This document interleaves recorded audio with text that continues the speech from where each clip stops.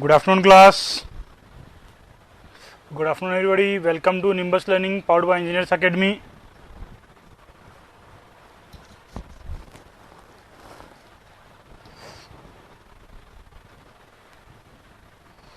Good afternoon, Karan.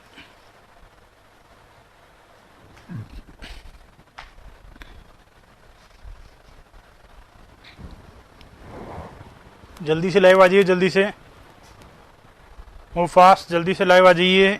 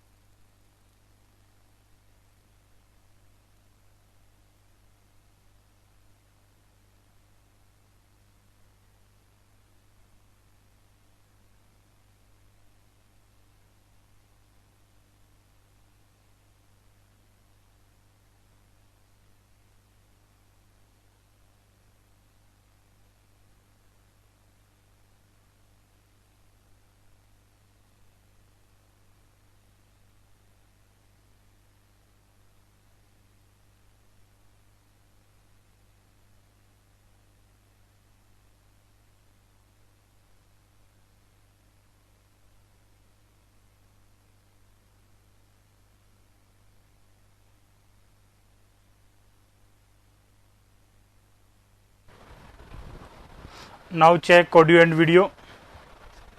All okay? Now check audio and video. All okay?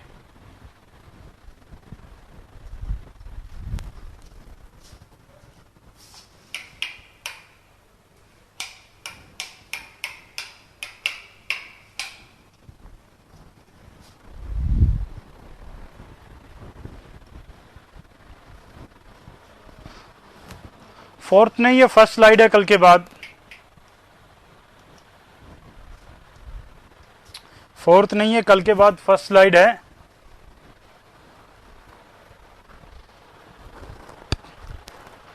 सभी लोग ध्यान से सुनो. अभी अपने क्लास स्टार्ट ही की है.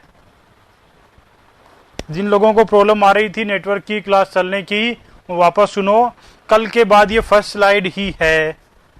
कल अपने बात कर रहे थे टाइप्स ऑफ रन ऑफ की. कल अपने बात कर रहे थे किसकी? टाइप्स ऑफ रन ऑफ की.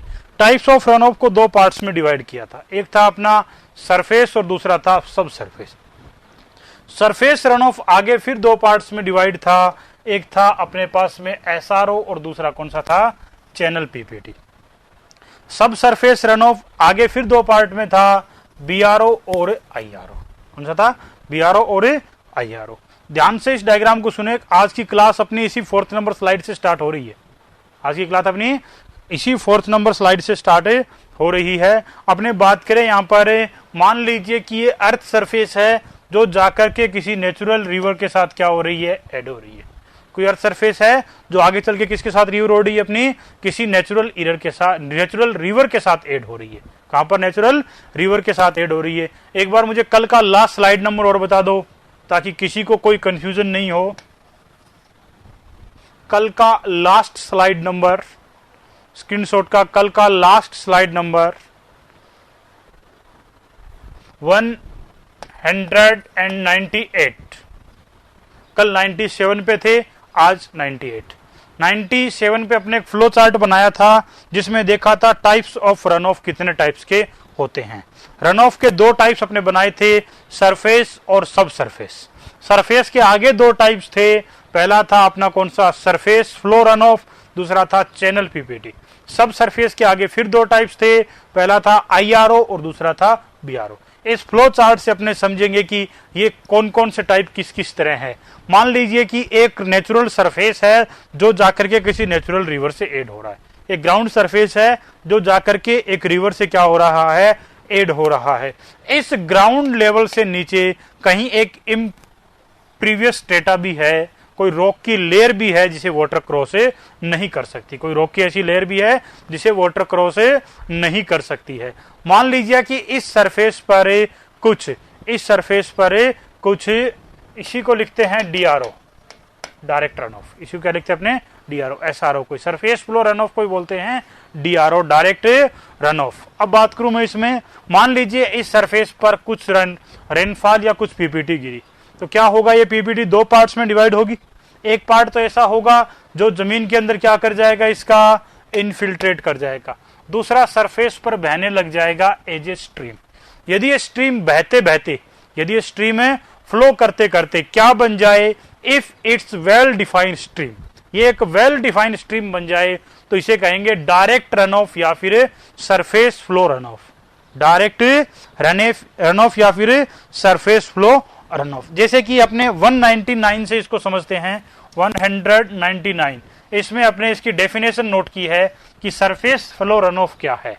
When rainfall fall on the earth surface, जब रेनफॉल अर्थ सरफेस पे फॉल करती है, some part of rainfall infiltrate, उसका कुछ पार्ट क्या हो जाता है, इनफिल्ट्रेट, कुछ पार्ट उसका क्या हो जाता है, एज ए डेड स्टोरेज, कुछ पार्ट इन्वायरमेंट में इंटरसेप्टेड हो जाता है।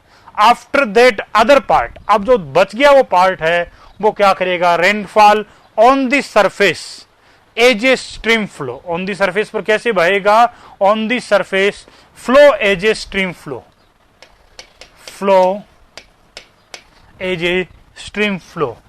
These stream flow if convert into well defined stream, यही स्ट्रीम फ्लो यदि well defined stream fluid mechanics के लॉ को फॉलो करने लग जाए, फ्लूइड मैकेनिक्स के लॉ को फॉलो करे, तो उसी वेल डिफाइंड स्ट्रीम को अपने क्या कह देते हैं, surface flow run of, SRO. और इसी एसआरओ को अपने पढ़ सकते हैं direct run of. Total run of का मेजर पार्ट यही है, टोटल रन ऑफ का मेजर पार्ट क्या है, यही है। अब आ जाइए वापस 198 पर। 198 में देखो, अब जो पार्ट अपना इनफिल्ट्रेट हुआ है, अब जो पार्ट अपना इनफिल्ट्रेट हुआ है उसका कुछ पार्ट बहुत ही ना के बराबर, नेग्लिजिबल, बहुत ही ना के बराबर कुछ पार्ट क्या करेगा, बिल्कुल ग्राउंड लेवल के पास पास बहेगा। बिल्कुल ना के बराबर कुछ पार्ट क्या करेगा, बिल्कुल ग्राउंड लेवल के पास पास में फ्लो करेगा। बिल्कुल क्या करेगा, ग्राउंड लेवल के पास पास में फ्लो करेगा। यदि वो फ्लो करता करता क्या बन जाए, वेल डिफाइंड स्ट्रीम, फ्लो करता करता क्या बन जाए, वेल डिफाइंड स्ट्रीम, तो उसे कहेंगे IRO, inter flow run off. क्या कहेंगे इसे अपने, इंटर फ्लो रन ऑफ। जैसा कि अपने नेक्स्ट स्लाइड देख रहे हैं 200 पर, डबल सेंचुरी लग चुकी है 200 पर, a part of infiltrate water, IRO क्या है, जो वाटर अपना इनफिल्ट्रेट हुआ है, will satisfy the soil moisture deficiency. सबसे पहले तो वो सॉइल मॉइस्चर के जो वॉइड्स हैं उनको भरेगा, उसमें जो मॉइस्चर की डेफिशिएंसी है उसे सेटिस्फाई करेगा, उसे फुलफिल करेगा। सम इनफिल्ट्रेट वाटर, फिर उसमें से कुछ infiltrate water flow as stream in the earth crest near by ground surface, जमीन के अंदर ग्राउंड सरफेस के नीचे ही क्या फ्लो करता रहेगा। If it's convert into well defined stream, यदि ये वेल डिफाइंड स्ट्रीम बन जाए तो इसे क्या नाम दे देंगे, इंटरफ्लो रन ऑफ। तो ये जो रेड कलर में आपको बिल्कुल ग्राउंड के पास में फ्लो बन रहा है, बहुत ही कम अमाउंट में बनेगा, इसी फ्लो को अपने क्या कह देते हैं, इंटरफ्लो रन ऑफ। इसको क्या बोल देते हैं अपने, इंटरफ्लो रन ऑफ। अब देखिए बाकी जो वाटर है, बाकी जो अपना वाटर है, रेनफॉल वाटर है, वो क्या होगा, वो यहां से नीचे इनफिल्ट्रेट होता हुआ चला जाएगा, होगा ना। रेनफॉल का कुछ हिस्सा इंटरसेप्टेड हुआ, कुछ डेड स्टोरेज हुआ, कुछ इनफिल्ट्रेट हुआ और बाकी बच गया जो एसआरओ की फॉर्म में जमीन पे बहने लग गया। जो इनफिल्ट्रेट हुआ था उसमें बहुत ही कम अमाउंट में बिल्कुल इसके साथ साथ जमीन के अंदर फ्लो कर रहा है आईआरओ, जमीन के अंदर क्या कर रहा है, फ्लो कर रहा है, वो क्या कहलाएगा अपना आईआरओ। सेकेंडरी यदि अपनी बात करें, जो वाटर आईआरओ में नहीं बदला है, जो वाटर अपने आईआरओ में कन्वर्ट नहीं होकर के और इनफिल्ट्रेट हो रहा है, डाउनवर्ड जा रहा है, और इनफिल्ट्रेट हो रहा है और डाउनवर्ड जा रहा है, तो वो वाटर क्या करेगा, किसी इम्प्रीवियस डेटा से टकराएगा। इम्प्रीवियस डेटा से टकराने के बाद वो भी उस डेटा के ऊपर एक स्ट्रीम की तरह बहने लग जाएगा, एक स्ट्रीम की तरह क्या हो जाएगा, बहने लग जाएगा। यदि ये स्ट्रीम भी वेल डिफाइंड स्ट्रीम में बदल जाए तो उसे भी रन ऑफ कहेंगे। कौन सा run of, base flow run of.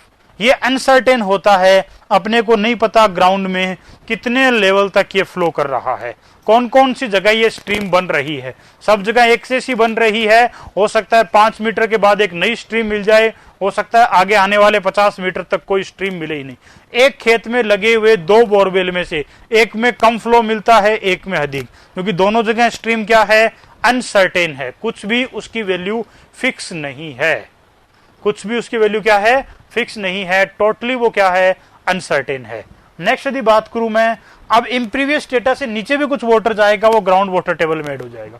कुछ रेनफॉल ऐसी होती है जो डायरेक्ट ही रिवर पर गिरती है, उसे कहते हैं चैनल पीपीटी।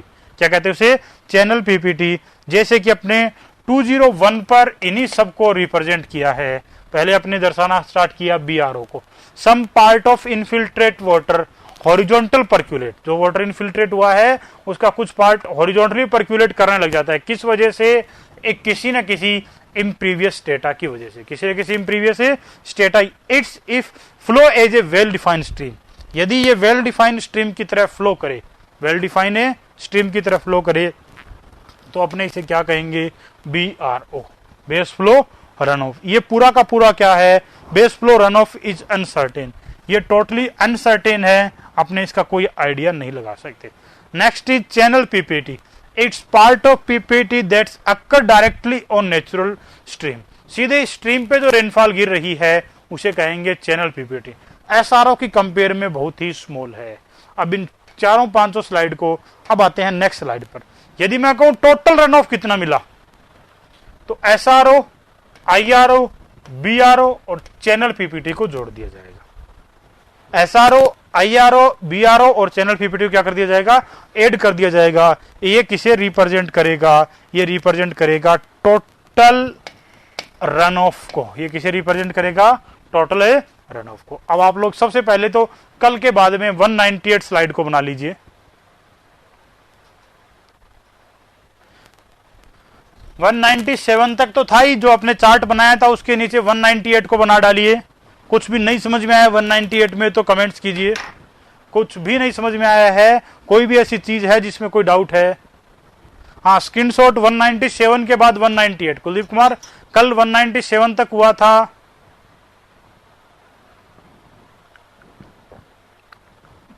आईआरओ अनसर्टेन नहीं होता है सुदीप महेश्वरी, आईआरओ की बहुत ही वैल्यू कम होती है, इसलिए अपने इसे अनसर्टेन मान सकते हैं। वैल्यू बहुत ही क्या रहती है, कम रहती है, इसलिए अपने इसे अनसर्टेन मान सकते हैं। एक्चुअल में ये अनसर्टेन होता नहीं है, एक्चुअल में अनसर्टेन होता नहीं है।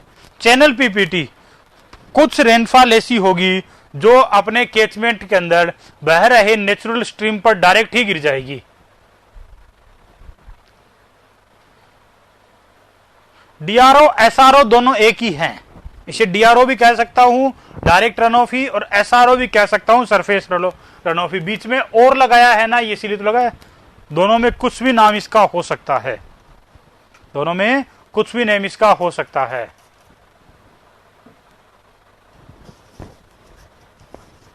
डन डन डन, ओके, इसे बना दीजिए। बना दिया हो तो मैं आगे बढ़ जाऊं।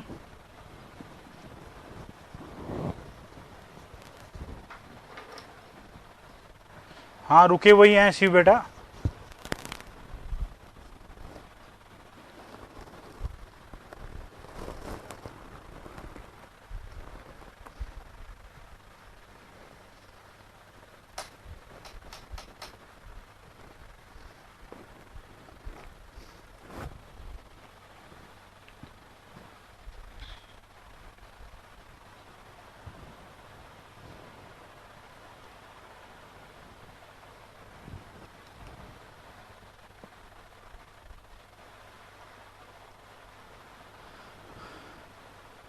इफ क्यों लगाया है?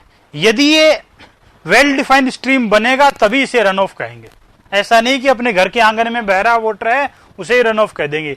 यदि ये वेल डिफाइंड स्ट्रीम बना तभी ये रन ऑफ कहलाएगा, वरना रन ऑफ नहीं कहलाएगा। ऐसे जमीन पर बहता हुआ पानी को रन ऑफ नहीं कह सकते हैं। वो यदि स्ट्रीम है और एक वेल डिफाइंड स्ट्रीम है तभी वो क्या कहलाएगी? रन ऑफ कहलाएगी। वेल डिफाइंड स्ट्रीम है तो ही रन ऑफ कहेंगे उसे। क्लियर? एक बार डायग्राम रिपीट कर दो। कुलदीप कुमार डायग्राम 6 बार रिपीट कर दिया है, लेकिन फिर भी बताऊं, एक नेचुरल ग्राउंड है जो किसी रिवर के साथ एड हो रहा है, रिवर के साथ अटैच है। इसमें जो रेनफॉल होगी उसका कुछ पार्ट इनफिल्ट्रेट कर जाएगा, बाकी जो पार्ट है जमीन पे बहेगा। जमीन पे बहता बहता वो वेल डिफाइंड स्ट्रीम बन जाए तो उसे एसआरओ या डीआरओ कहते हैं। जो इनफिल्ट्रेट हुआ है उसका बहुत ही कम अमाउंट ऑफ वाटर, उसका बहुत ही क्या होगा? कम अमाउंट ऑफ वाटर, बहुत ही लिटिल अमाउंट ऑफ जो वाटर है अपना, वो वाला क्या करेगा? लिटिल अमाउंट ऑफ वाटर जो है जमीन के बिल्कुल पास पास में बहेगा, जमीन के बिल्कुल पास पास में बहेगा। जो बिल्कुल जमीन के पास पास में बहेगा उसे अपने क्या नाम देंगे? इंटरफ्लो रन ऑफ। बाकी जो इनफिल्ट्रेट वाटर है डाउनवर्ड जाएगा। यदि कोई इम्प्रीवियस स्टेटा आ जाए तो स्टेटा के ऊपर बहने लग जाएगा, वो वेल डिफाइंड स्ट्रीम बन जाए तो बेस फ्लो रन ऑफ। वो वेल डिफाइंड स्ट्रीम बन जाए तो क्या होगा? Base flow run of. Okay,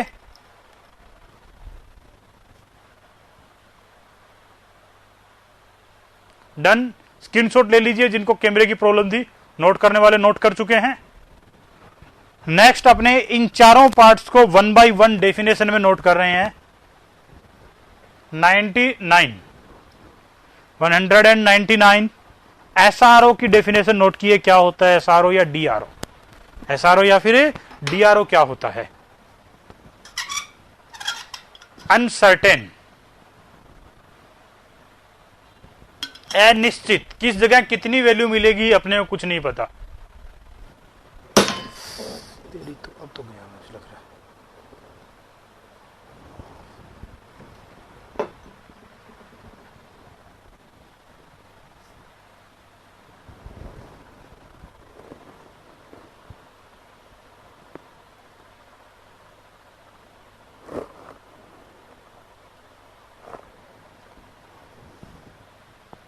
channel PPT के आगे लिटिल क्यों लिखा है? क्योंकि पूरे एरिया जो अपना कैचमेंट होता है उसमें चैनल पीपीटी का एरिया बहुत ही कम होता है। पूरे एरिया में नदी का एरिया कितना होगा भी? वो बहुत कम है, तो उस पर होने वाली रेनफॉल भी बहुत ही कम होगी।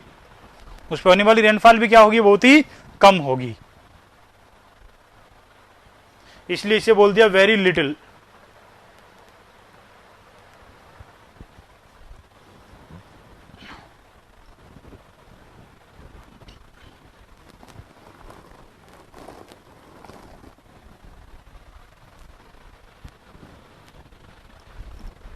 नोट कर दिया 199 को।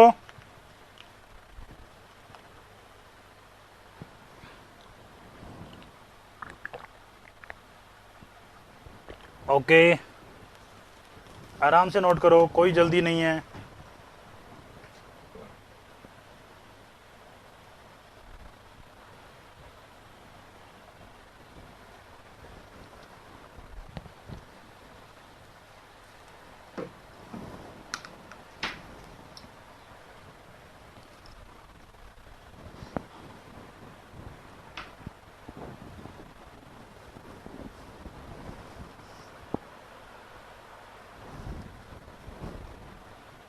आर के मीणा इतना लेट?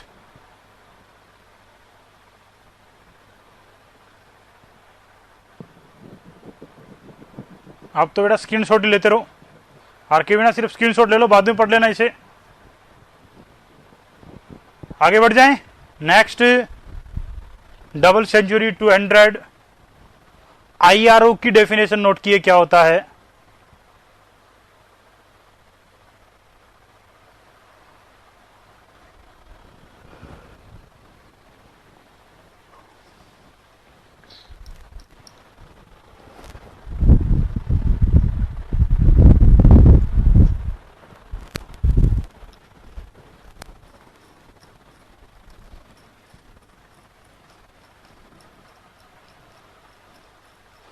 आर के मीणा नहीं स्क्रीनशॉट लीजिए। आप आधा घंटे की क्लास तुम के लिए सिर्फ रिपीट करेंगे तो कैसे काम चलेगा।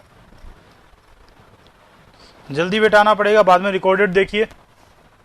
ऐसे नहीं चलेगा बेटा, ऐसे फिर 15 मिनट बाद आकर के फिर कोई कहेगा तो अपने सिर्फ इसी पे चलते रहेंगे, इसी 4 स्लाइड पे। 5वीं स्लाइड तो अपने लिए ओपन हो ही नहीं पाएगी कभी भी।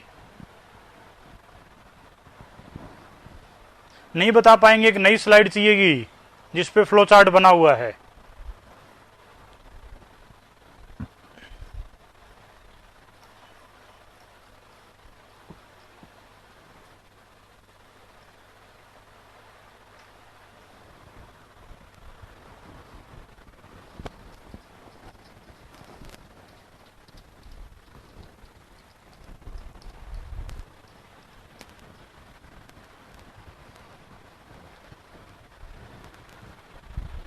सेटिस्फाई,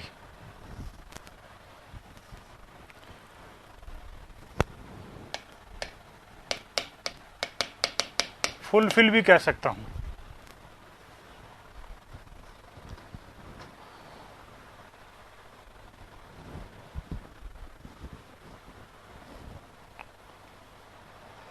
थैंक यू अर्पित। अभी एक बार प्रणव को नोट करने दो, सेकंड लाइन पे ही अभी।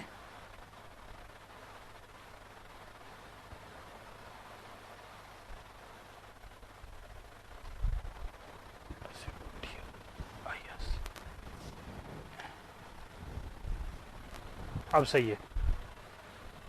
नेक्स्ट, डन डन डन सबका हो गया। 201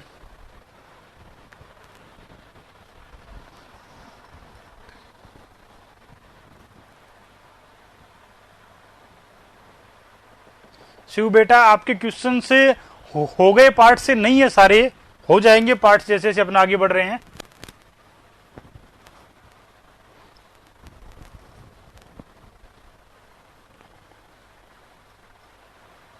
कुछ इंटरकनेक्टेड क्वेश्चंस हैं जो इस चैप्टर के साथ क्लियर हो जाएंगे आपके।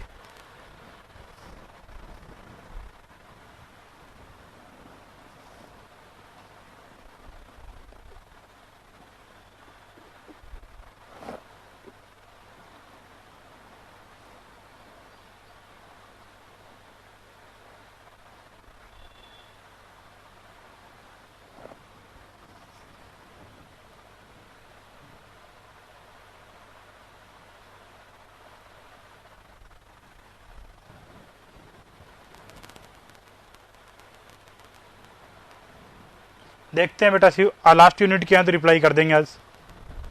हो गया 201।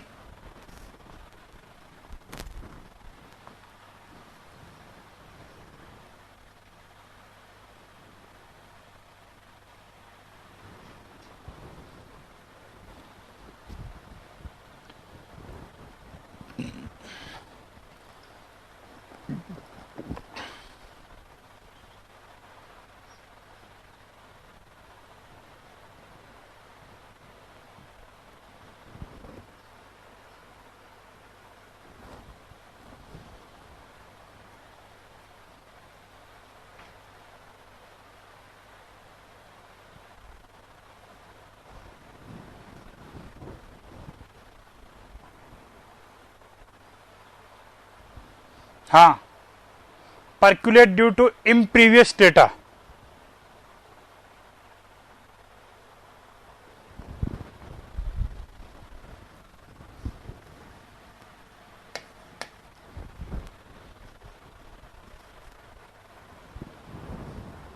इट्स वेरी स्मॉल, ये बहुत ही कम होती है कंपेयर टू एसआरओ। एसआरओ के कंपेयर में बहुत ही कम रहती है। Non channel PPT, non channel PPT,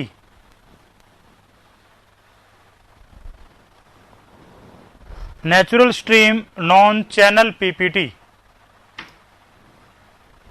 non natural stream के बाद लिखा है नॉन चैनल पीपीटी।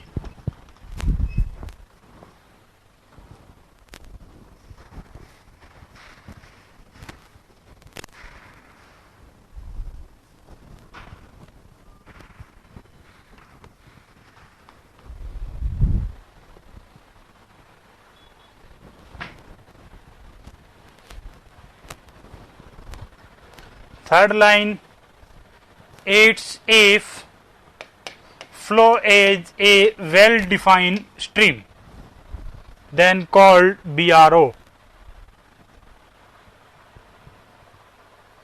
हो गया कंप्लीट। 201 हो गया है सब लोगों का। Done done. सेकंड स्लाइड, ये तो सम बात जची नहीं सी बेटा।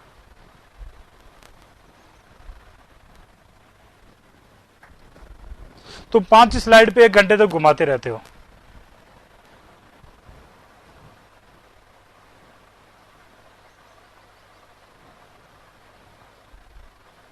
नेक्स्ट 202,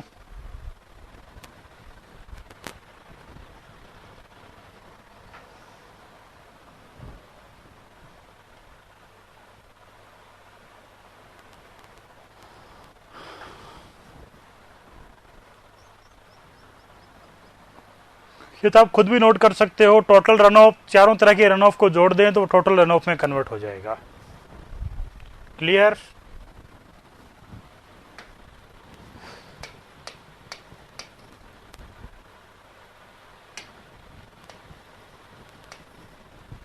नेक्स्ट टॉपिक है अपना hydrograph.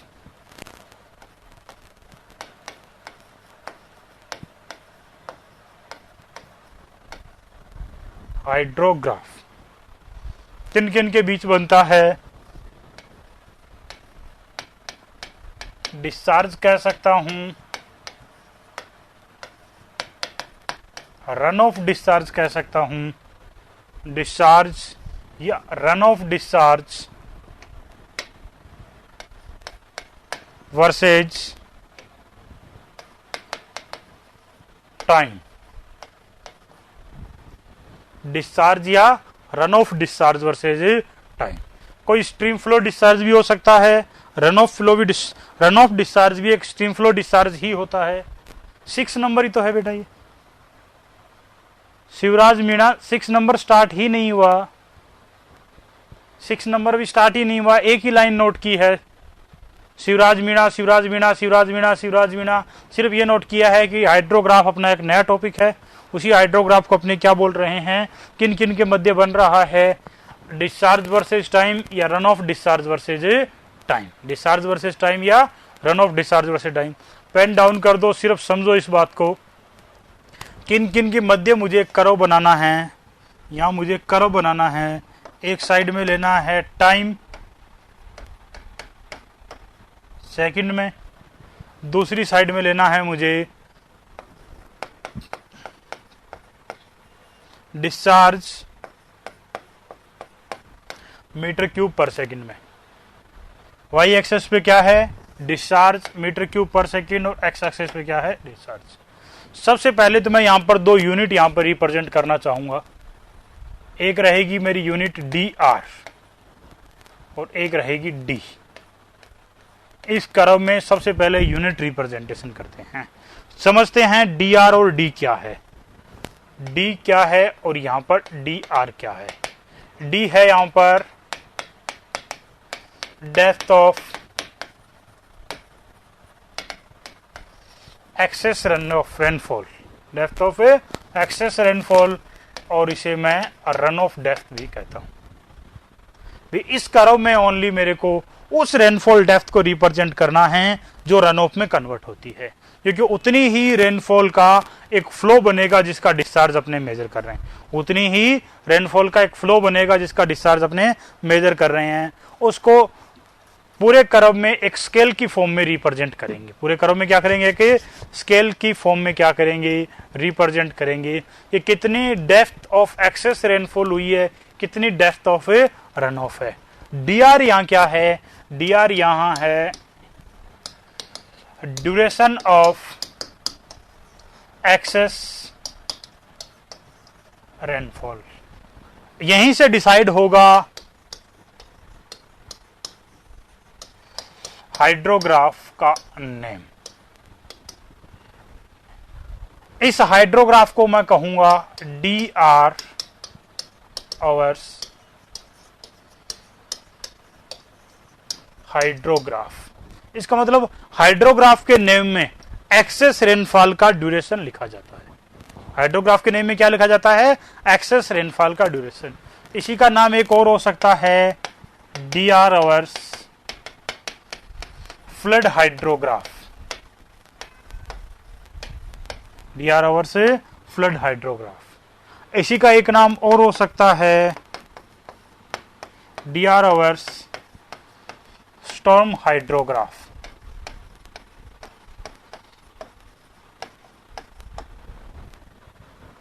DR hours hydrograph, flood hydrograph या फिर storm hydrograph. Hydrograph, flood hydrograph या फिर स्टॉर्म हाइड्रोग्राफ। क्लियर? अब बात करते हैं, वापस आ जाते हैं कर्व पे। D और DR की वैल्यू समझ में आ गई। ये हाइड्रोग्राफ अपना कौन सा है? DR hours hydrograph. Excess rainfall का ड्यूरेशन यहाँ DR है और डेप्थ यहां पर क्या है? D है। अब ये हाइड्रोग्राफ किसी कैचमेंट से बनेगा। मैंने मान लिया कि ये कैचमेंट है जिसका मुझे हाइड्रोग्राफ बनाना है। ये कैचमेंट है जिसका मुझे हाइड्रोग्राफ बनाना है। इसमें एक नेचुरल स्ट्रीम ऐसे जा रही है, एक नेचुरल स्ट्रीम। यहां कहीं मैं क्या मेजर कर रहा हूं? डिस्चार्ज या फिर रन ऑफ डिस्चार्ज। यहां पर क्या मेजर कर रहा हूं मैं? डिस्चार्ज या फिर रन ऑफ डिस्चार्ज। हो सकता है कि इस कैचमेंट पर जो मुझे हाइड्रोग्राफ बनाना है, ध्यान से सुनते जाइए एक बार, इस कैचमेंट पे जो मुझे हाइड्रोग्राफ बनाना है उस पर टोटल रेनफॉल, टोटल जो रेन है, सब कुछ अपने यहां पर अज्यूम कर रहे हैं एक हाइड्रोग्राफ बनाने के लिए। टोटल जो रेन है वो हुई है 10 सेंटीमीटर या 5 सेंटीमीटर। और टोटल जो रेन का टाइम है वो 6 आवर्स है। सुबह 8 बजे से लेकर के और 2 बजे तक रेनफॉल हुई है।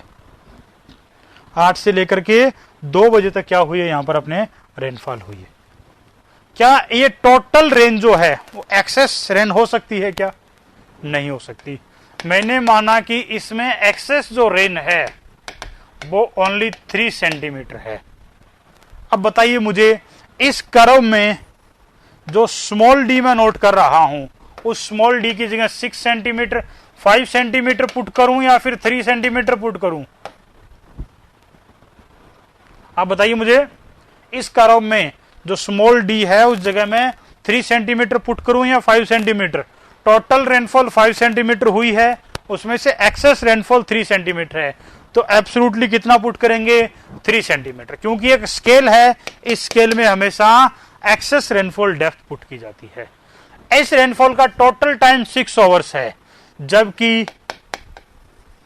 एक्सेस टाइम जो है, एक्सेस रेनफॉल टाइम वो ओनली 4 आवर्स है। ओनली कितना है? 4 आवर्स। वो 4 आवर्स कौन कौन सा है? एक तो 8 से 9 बजे का है, एक 9 से 10 का है, एक 12 से 1 का है और एक 2 से 3 का है। सिर्फ इसी टाइम में हाइड्रोग्राफ में मुझे पता चल रहा है कि एक्सेस रेनफॉल होगी। तो यहां पर मैं जो DR है उस DR की वैल्यू क्या 6 आवर पुट कर सकता हूं कि 4? DR की वैल्यू कितनी पुट करें? 6 आवर या 4 आवर्स? तो ये चीज ध्यान रखना है कि हाइड्रोग्राफ में कभी भी टोटल टाइम और टोटल रेनफॉल नहीं दिखाया जाता है। हाइड्रोग्राफ में कभी भी टोटल टाइम और टोटल रेनफॉल नहीं दिखाया जाता। हाइड्रोग्राफ में एक्सेस रेनफॉल और एक्सेस रेनफॉल टाइम दिखाया जाता है।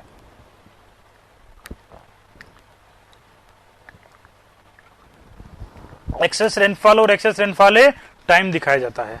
एक बार के लिए मान लेता हूं कि ये जो कैचमेंट है ये अपने किसी सिटी का कैचमेंट है। ये कोई अपनी क्या है? जयपुर सिटी का कैचमेंट है।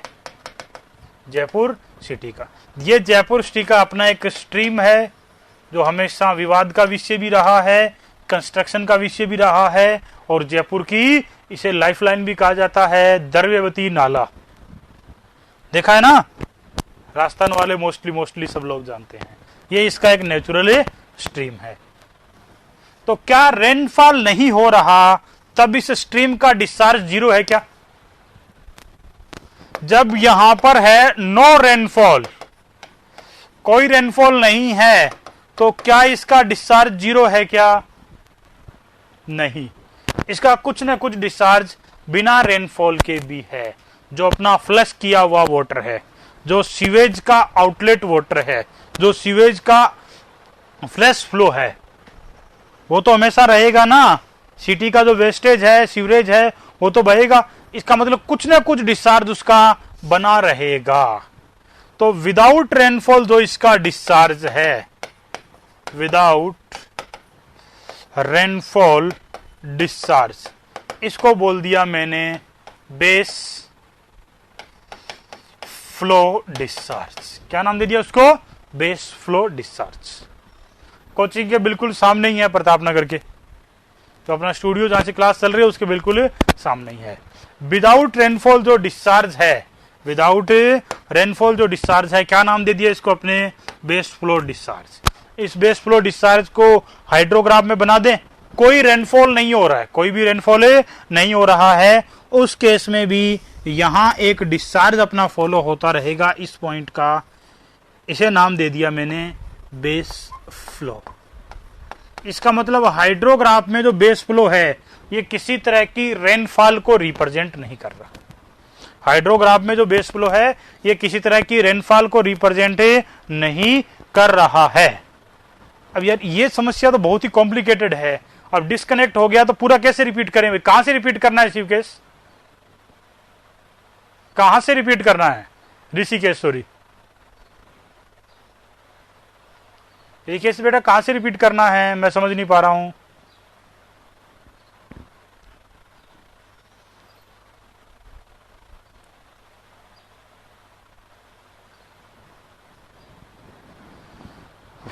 अब नहीं बताएंगे वो। ये है अपने टाइम का मिसयूज। अब तक तीन ही टर्म हुई है, डी, डीआर और बेस फ्लो। डी है depth of excess rainfall, DR है duration of excess rainfall, base flow है discharge of stream without rainfall.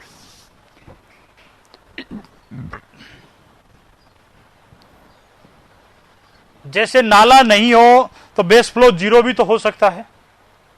अब गंगा नदी है, उसका अपना बेस फ्लो बना रहेगा ना कुछ ना कुछ। हर एक जो पेरेनियल रिवर है उसका अपना एक बेस फ्लो होता है, बिना रेनफॉल के भी फ्लो करती है, बिना रेनफॉल भी क्या करती है?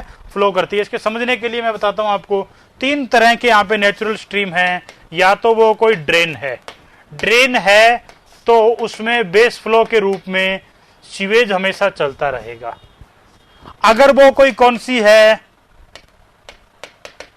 पेरेनियल रिवर है, तो उसमें आइस मेल्ट होकर के कुछ ना कुछ फ्लो मिलता रहेगा, बर्फ के पिघलने से कुछ ना कुछ फ्लो मिलता रहेगा। कैचमेंट में रेनफॉल नहीं होता है तब भी गंगा नदी में फ्लो रहता है, तभी गंगा नदी में क्या रहता है? फ्लो रहता है। अगर कोई नॉन पेरेनियल रिवर है, नॉन पेरेनियल रिवर है, तो हो सकता है उसमें बेस फ्लो हो सकता है कि उसके बेस फ्लो का मान जीरो भी हो सकता है उसके बेस फ्लो का मान है जीरो भी हो सकता है उसमें आने वाली सिटी का सीवेज वेस्टेज उसमें फ्लो कर रहा हो। क्लियर? जैसे लूनी नदी का इस टाइम बेस फ्लो जीरो है, राजस्थान की जो नॉन पेरेनियल रिवर है उनका बेस फ्लो इस टाइम क्या है? जीरो है। वापस आ जाइए अपने स्लाइड। इसमें तीन बातें तो सबको क्लियर हो गई ना? तीन बातें तो सबको क्लियर हो गई ना? कौन कौन सी? DR, D and base flow. अब मैंने अज्यूम किया कि सुबह 8 बजे यहां रेनफॉल स्टार्ट हुई है, सुबह 8 o'clock क्या हुई है? यहां पर रेन स्टार्ट हो गई है। क्या 8 o'clock पे रेन स्टार्ट होते ही यहां डिस्चार्ज बढ़ना स्टार्ट हो जाएगा? 8 o'clock पे रेन स्टार्ट हुई है तो डिस्चार्ज बढ़ना स्टार्ट नहीं होगा ना? कुछ समय के बाद ये वाटर यहां पर फ्लो करता करता पहुंचेगा। यहां पर जो रेनफॉल वाटर है वो इस जगह पर कुछ समय के बाद क्या होगा? इस ड्रेन के माध्यम से पहुंचे, कुछ उसको टाइम लगेगा। जितने बजे, जिस टाइम पर यहां रन ऑफ डिस्चार्ज बढ़ना स्टार्ट हो जाएगा, जिस डिस्चार्ज पर यहां रन ऑफ डिस्चार्ज बढ़ना स्टार्ट हो जाएगा, उसी को ए पॉइंट दे करके वही टाइम से अपने क्या बनाना स्टार्ट कर देंगे? T note. Start increasing discharge in stream. D naught क्या है? Start increasing discharge in a stream. यहां से अब धीरे धीरे रेनफॉल वाटर यहां नाले में बढ़ता जाएगा और इसका डिस्चार्ज बढ़ता जाएगा बढ़ता जाएगा, रेनफॉल होती रहेगी तब तक ये बढ़ता रहेगा, बाद में धीरे धीरे धीरे धीरे कम होकर के फिर वापस बेस फ्लो में मिल जाएगा। इसका मतलब है इसका जो डिस्चार्ज है वो रेन स्टार्ट होने के कुछ समय के बाद ऐसे बढ़ेगा, फिर वापस ऐसे कम होगा, फिर वापस आकर के इसी डिस्चार्ज में क्या हो जाएगा, ऐड हो जाएगा। इसी डिस्चार्ज में क्या हो जाएगा, ऐड हो जाएगा। ए से लेकर के डी पॉइंट, ए से लेकर के डी पॉइंट, ए से लेकर के डी तक का जो टाइम है, ए से लेकर के डी तक का टाइम कौन सा टाइम है, ए टू डी टाइम, इस हाइड्रोग्राफ का कहलाता है बेस टाइम, टी बी। इस हाइड्रोग्राफ का क्या कहलाएगा, बेस टाइम। जिस टाइम इस स्ट्रीम में डिस्चार्ज बढ़ना स्टार्ट हुआ, वहां से लेकर के वापस बढ़ के कम होकर के बेस फ्लो के बराबर हो जाए, वहां तक का जो टाइम है वो कहलाता है बेस टाइम। ए से लेकर के डी, ध्यान रखना ए से डी रेनफॉल टाइम नहीं है, ये रेनफॉल टाइम से कम भी हो सकता है, रेनफॉल टाइम से क्या हो सकता है, अधिक भी हो सकता है। जनरली बराबर या उससे अधिक होता है, बराबर हो ये बात बिल्कुल भी जरूरी नहीं है, बराबर हो वो ये बात बिल्कुल ही जरूरी नहीं। तो बेस्ट टाइम अपना जो टर्म मैंने नोट की है ये वहां डिस्चार्ज इंक्रीज होने का टाइम है, डिस्चार्ज इंक्रीज और डिक्रीज होने का टाइम है। पहले डिस्चार्ज बढ़ा, फिर डिस्चार्ज क्या हुआ है, कम हुआ है, इंक्रीज और डिक्रीज होने का टाइम है। ये बात कितने लोगों को समझ में आ गई बेस टाइम की, बेस टाइम वाली टर्म कितने लोगों को समझ में आ गई है, done done done. Total rainfall time का तो हाइड्रोग्राफ में कोई काम ही नहीं है, एक्सेस रेनफॉल टाइम को अलग नोट कर दिया स्केल में। ये टाइम है डिस्चार्ज के इंक्रीज होकर के और डिक्रीज होकर के वापस नॉर्मल वैल्यू पर आना, नॉर्मल से पहले इंक्रीज फिर डिक्रीज, वापस नॉर्मल तक आने में कितना टाइम लग रहा है। इसमें दो तरह के कर्व बनेंगे, एक कर्व बनेगा इसमें ए से बी पॉइंट का, इसको कहते हैं हाइड्रोग्राफ का राइजिंग लिम। एक कर्व बनेगा अपना सी से डी का, इसे कहते हैं हाइड्रोग्राफ का फॉलिंग लिम। क्या कहते हैं इसे, हाइड्रोग्राफ का फॉलिंग लिम। दो पॉइंट डिसाइड होंगे सी एंड डी, दो पॉइंट डिसाइड हुए हैं यहां पर, कौन सा, एक सी एक एंड डी, इसको कहते हैं अपने point of inflection, point of inflection. इन्हीं पॉइंट के बीच में एक पी पॉइंट डिसाइड होगा जिसे कहते हैं हाइड्रोग्राफ का पीक डिस्चार्ज। उस रेनफॉल की वजह से कितना पीक डिस्चार्ज अपने को मिला है, इस पीक डिस्चार्ज की बहुत ही इंपॉर्टेंस है। सारी फ्लड कैलकुलेशन इसी पे डिपेंड करती है, रिवर की कैपेसिटी, कब फ्लड की सिचुएशन आएगी कब नहीं आएगी, कौन सा रेनफॉल फ्लड जनरेट कर सकता है कौन सा नहीं कर सकता है, वो सारी की सारी इस पीक पॉइंट को एक रेफरेंस पॉइंट मानकर ही मानेंगे। पीक पॉइंट को क्या मानेंगे कि रेफरेंस पॉइंट। इस हाइड्रोग्राफ की अपनी एक सीजी होगी, एज्यूम कर लिया कि इसकी सीजी इस तरह है, इसकी सीजी इस कहीं भी हो सकती है, क्योंकि जरूरी नहीं इसकी यही शेप बने, शेप उतपटांग भी बन सकती है, शेप इसकी अनसिमेट्रिक भी बन सकती है और सिमेट्रिक भी बन सकती है। एक बार के लिए एज्यूम कर लिया कि इसकी सीजी यहां पर है। मैंने क्या किया, जो इसका पीक डिस्चार्ज था वहां से एक लाइन बनाई, ऐसी एक dot dot dot dot dot dot, इस लाइन को नाम दिया मैंने line of peak discharge, line of peak discharge. क्या नाम दिया अपने इसको, line of a peak discharge. P के नीचे सी होना चाहिए, ए बी सी नीचे होगा ना, ये वाली वैल्यू, तो ये देखो ये इससे नीचे ही तो है सी और ये डी है, नीचे ही तो है ना सी, पीक सबसे हाईएस्ट पॉइंट है, पीक क्या सबसे हाईएस्ट पॉइंट है। ओके, अब ये क्या कहलाएगा, लाइन ऑफ पीक डिस्चार्ज। और ए पॉइंट से लेकर के लाइन ऑफ पीक डिस्चार्ज तक का जो टाइम है इसे कहता हूं मैं टीपी, क्या नाम देता हूं इसे मैं? टीपी। टीपी को बोला जाता है टाइम ऑफ पीक डिस्चार्ज। क्या कहा जाता है इसे? Time of a peak discharge. कितने रेन जो बेस टाइम था, ए पॉइंट था, उससे कितने टाइम के बाद पीक मिला, that is a time of a peak discharge. Time of peak discharge से, time of a peak discharge से कितनी डिस्टेंस पर, कितनी दूरी पर सीजी है, इसको कहते हैं लैग बेसिन।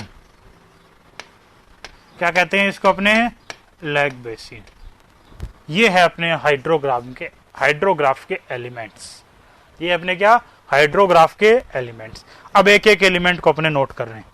ये बात तो अपने सिर्फ और सिर्फ इस बात को समझने के लिए की थी कि डीआर क्या है, डी क्या है, बेस फ्लो क्या है, उसका आपस में इंटरकनेक्टेड रिलेशन क्या है। यहां अपने देख रहे थे हाइड्रोग्राफ के एलिमेंट्स। नेक्स्ट एलिमेंट अपना आता है कर्व ए से B. it's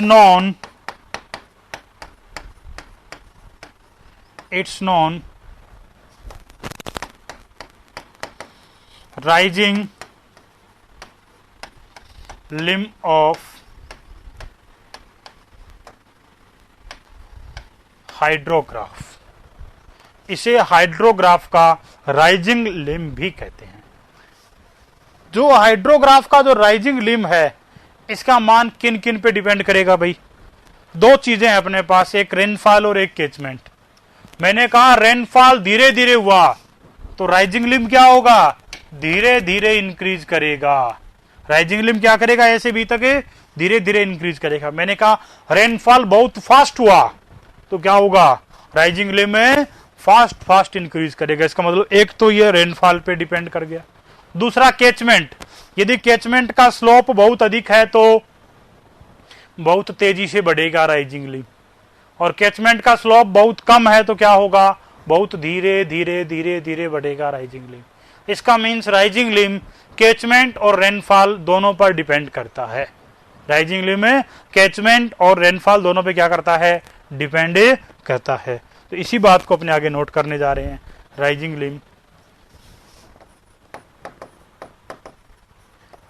limb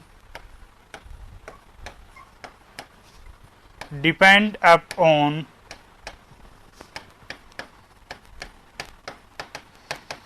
characteristics of rainfall and catchment both। दोनों पर डिपेंड करता है, रेनफॉल पर भी और विपिन ये तो बहुत ही गलत बात है। पूरी रामायण पढ़ लेने के बाद बोलते हो सर डीआर क्या है?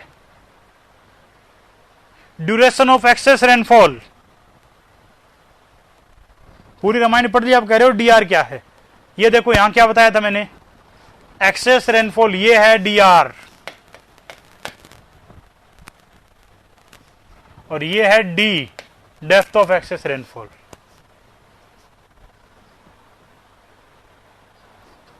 कैपिटल वाला डीआर कौन सा आ गया भाई? कहां है कैपिटल वाला डीआर? अरे ये कैपिटल स्मॉल कुछ नहीं है, स्मॉल ही है बस।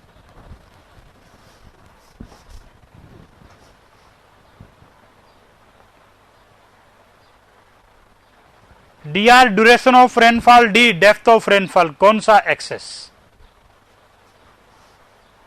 आगे बढ़ जाए विपिन।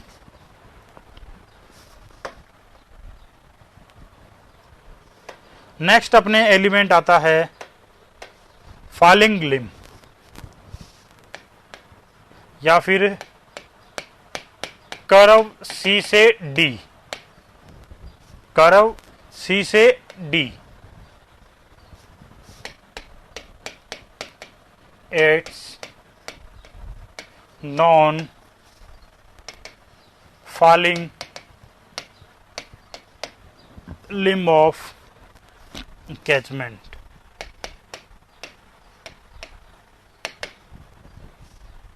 या फॉलिंग लिम्ब ऑफ हाइड्रोग्राफ। अब देखिए फॉलिंग लिम्ब किस पे डिपेंड करेगा। जब तक फॉलिंग लिम हो रहा है सी और डी के बीच, कर्व कब डाउन आएगा? जब रेनफॉल स्टॉप हो गई होगी, जब रेनफॉल स्टॉप हो गई होगी। अरे करण बेटा सारा समझाऊंगा, मैंने बी से सी मैंने अभी नहीं एक्सप्लेन किया है, पहले सी से डी चल रहा है, पहले सी से डी चल रहा है। इस तरह एक कंफ्यूजन तुम अपने आप क्यों क्रिएट करते हो, मेरे तो नहीं समझ में आता। सी से डी, अब सी से डी कब होगा? जब रेनफॉल क्या हो जाएगी? स्टॉप हो जाएगी। रेनफॉल चलती रहेगी जब तक ये राइज ही करता रहेगा, डाउन नहीं आएगा, राइज ही करता रहेगा। हो सकता है थोड़ा स्टेबल चल जाए, पी जो है कुछ लंबे टाइम तक मिल जाए एक पॉइंट पर मिलने के बजाय, लेकिन डाउन नहीं आएगा। इसका मतलब तो रेनफॉल स्टॉप हो गई है, तो क्या सी से डी रेनफॉल पर डिपेंड करेगा? नहीं करेगा। वो ओनली किस पे डिपेंड करेगा? कैचमेंट पर। किस पे डिपेंड करेगा? कैचमेंट पर। तो बात करूंगा मैं, फॉलिंग लिम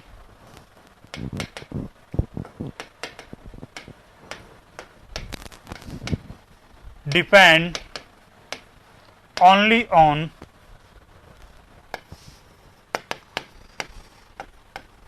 catchment characteristics। सिर्फ और सिर्फ किस पे डिपेंड करेगा? कैचमेंट कैरेक्टरिस्टिक्स पर। Point B and C, it's known point of inflection in which hydrograph change shape। इस लाइन का अर्थ क्या है कि हाइड्रोग्राफ ए से बी तक एक ही नेचर में चलेगा, सी से डी तक एक ही नेचर में चलेगा, पर बी और सी के बीच में ये बार बार अपना स्लोप नेचर बदलेगा। बी और सी के बीच में बार बार क्या करेगा? अपना स्लोप और नेचर क्या करेगा? चेंज करेगा। तो चेंज करेगा इसका मतलब है ये क्या कहलाएंगे? Point of inflection.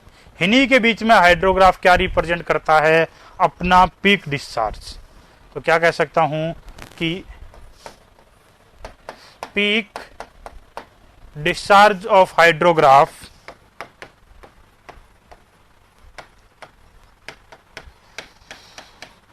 occur between B and C point। B और C पॉइंट के बीच में ही इसका पीक डिस्चार्ज जो है रिप्रेजेंट होता है।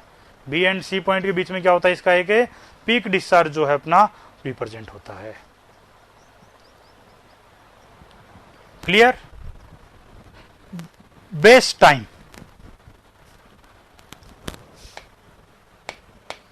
Base time TB, time duration from A to D।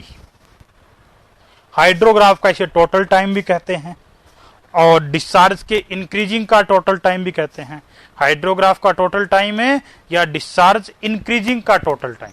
Hydrograph का टोटल टाइम या फिर डिस्चार्ज इंक्रीजिंग का टोटल टाइम। रेनफॉल कांस्टेंट है तो पीक डिस्चार्ज एक पॉइंट नहीं मिलके एक लाइन मिल जाएगी। रेनफॉल यदि कांस्टेंट है तो पीक डिस्चार्ज ऐसे चल के ऐसा हाइड्रोग्राफ बन जाएगा। ये भी हाइड्रोग्राफी है। कभी कभी पीक अनस्टेबल रहता है, ये भी हाइड्रोग्राफी है। एक स्टैंडर्ड हाइड्रोग्राफ की बात कर रहे हैं अपने। क्लियर? टाइम ऑफ पीक,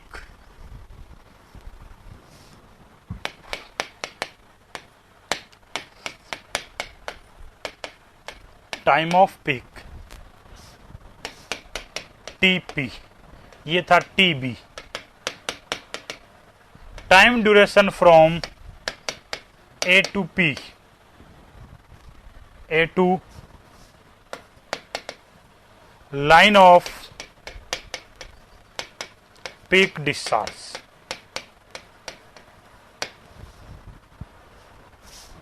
ऐसे लेकर के लाइन ऑफ पीक डिस्चार्ज तक का टाइम क्या कहलाता है? Time of a peak discharge. एक टर्म रह गया है leg basin. Lag basin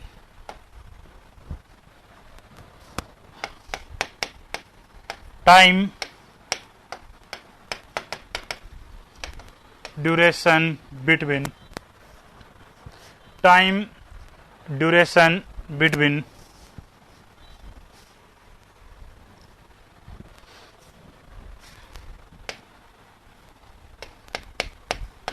line of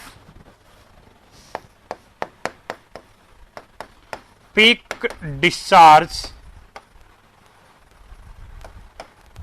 line of peak discharge to time duration between line of peak discharge, line of a peak discharge to CG of hydrograph,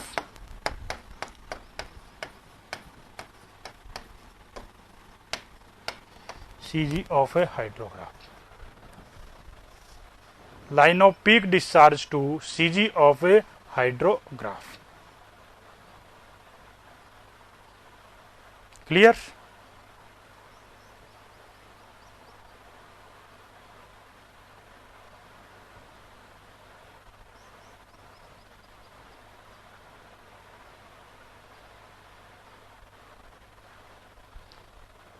If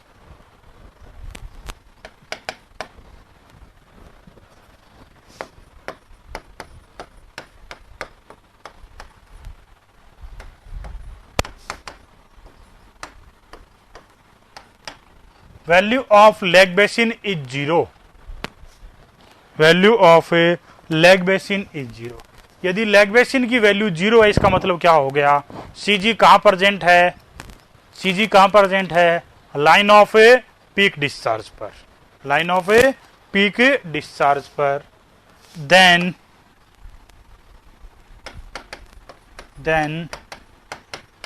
CG of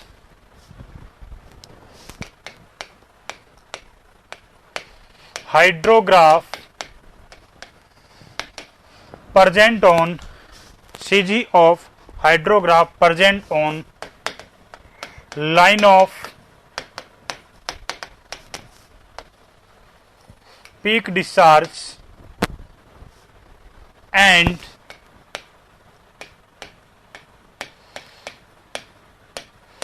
hydrograph non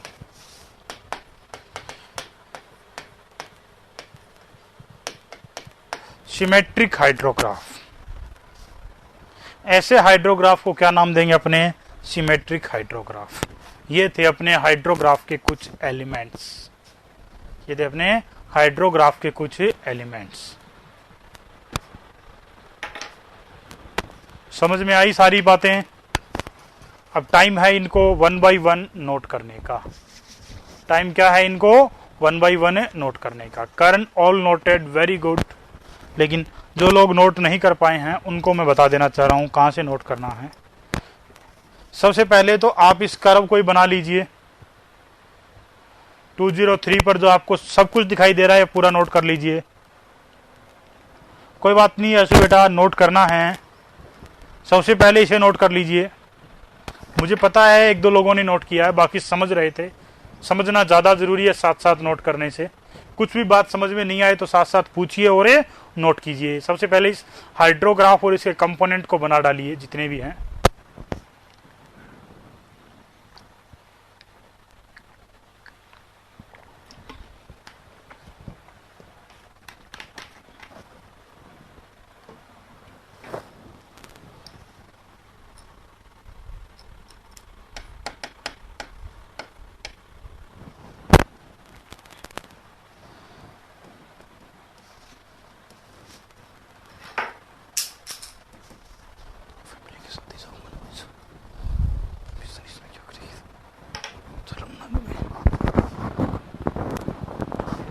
rainfall constant हो तो peak कुछ लंबे time तक मिलेगा। अब constant महीने भर तक तो नहीं हो सकती ना, 1 घंटे 2 घंटे 2.5 घंटे होगी। जितनी कांस्टेंट होगी उतनी पीक डिस्चार्ज लंबा मिलता जाएगा, पीक डिस्चार्ज का टाइम बढ़ता जाएगा।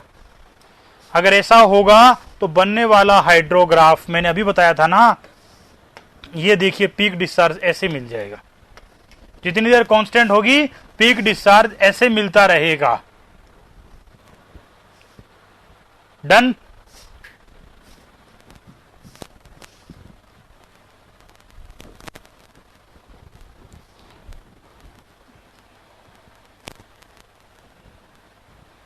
मतलब कांस्टेंट।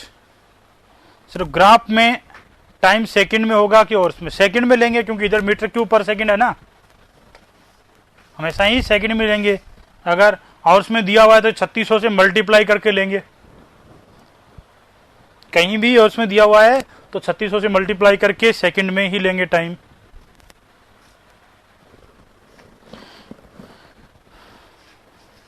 ठीक है।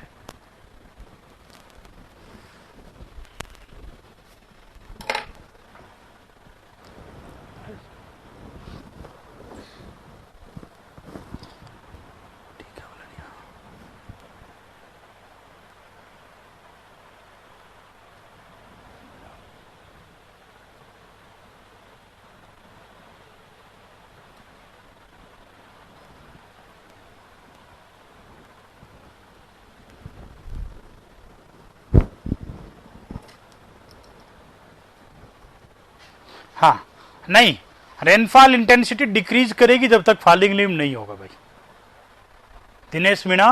वो या तो बहुत ही लो वैल्यू हो जाएगी, जीरो के बराबर, या बंद हो जाएगी, फिर फॉलिंग स्टार्ट होगा। डिक्रीज करेगा जब एक बी और सी के बीच वेरी करेगा। वो कहां वेरी करेगा? बी और सी के बीच। हो सकता है पी अपने को थोड़ी लंबाई पे मिल जाए, थोड़े टाइम तक कांस्टेंट पी मिल जाए, पर डिक्रीज करते समय हमेशा रेनफॉल का मान या तो जीरो होता है या ना के बराबर होता है। 1 mm पर आवर से भी कम रेनफॉल होती है उस टाइम, तो रेनफॉल का ज्यादा रोल नहीं रहता है। बनाने दीजिए जो बना रहे हैं उनको।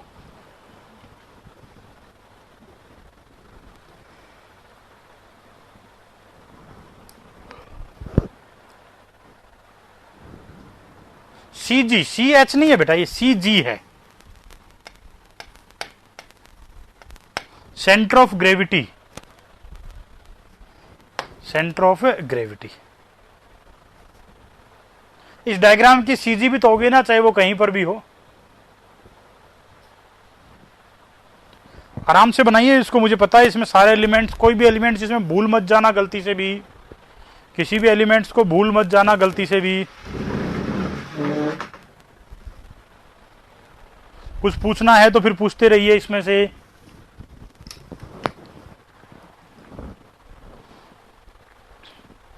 बहुत ही इंपॉर्टेंट टॉपिक है hydrograph.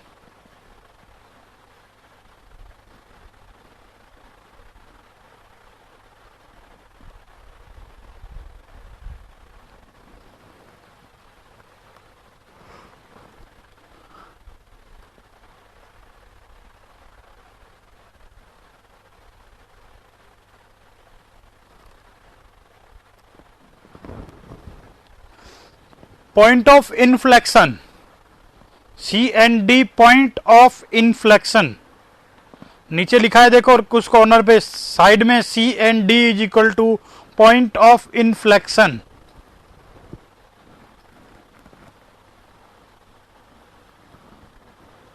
A to line of peak discharge, time of peak discharge.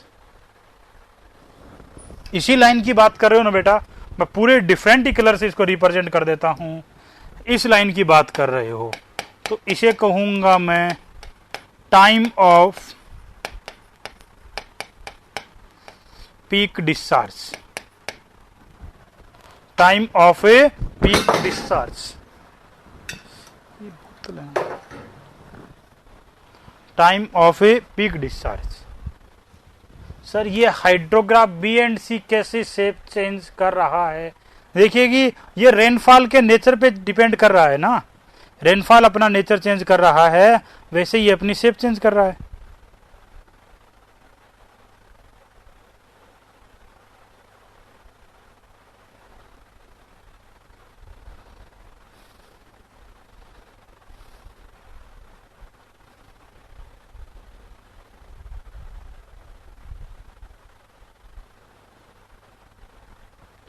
बना दिया है।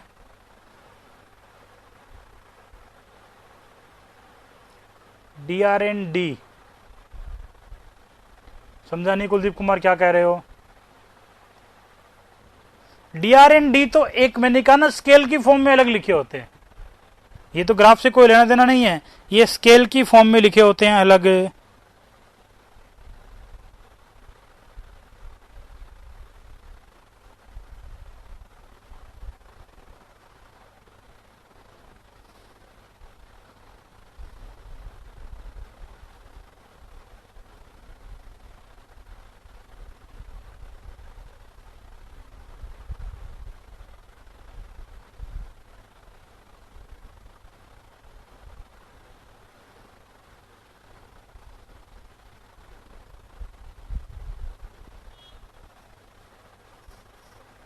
ओके, पॉइंट ऑफ इन्फ्लेक्शन, जहां हाइड्रोग्राफ अपने सिंबल चेंज करता है। आगे बढ़ जाऊं मैं, शायद जहां तक मुझे लग रहा है सब लोगों ने इसे नोट कर लिया है, कोई भी ऐसा नहीं रहा है जिसे इसे नोट नहीं किया हो, कोई भी नहीं है शायद। इसे बनाने की कोई जरूरत नहीं है, सिर्फ समझने के लिए था, इसलिए 204 इसे नाम नहीं देंगे। ये हाइड्रोग्राफ के एलिमेंट्स यहां से आप बनाने स्टार्ट करेंगे। 204 को बनाइए यहां पर। CND, point of inflection, rising और फॉलिंग कर्व को जोड़ने वाली लाइन। राइजिंग लिम्ब का नेचर फिक्स होगा, फॉलिंग का नेचर फिक्स होगा। C और D के बीच जो कर्व बनेगा उसका नेचर फिक्स नहीं होगा, स्लोप फिक्स नहीं होगा।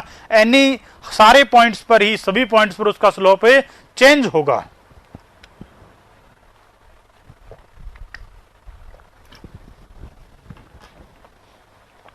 सभी पॉइंट्स पर ही उसका स्लोप क्या होगा, चेंज होगा। समझ में आई बात?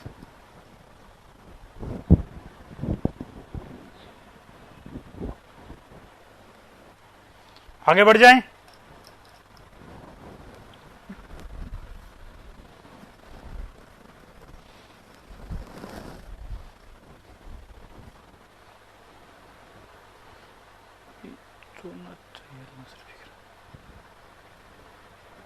दिनेश क्या लिखा है ये, मेरे नहीं समझ में आया। बी किसे कह रहे हो आप Dinesh? B and C, point of inflection, 1000 बार रिपीट कर दिया दिनेश मैंने। पॉइंट ऑफ इन्फ्लेक्शन, राइजिंग और फॉलिंग लिम्ब को जोड़ने वाली लाइन।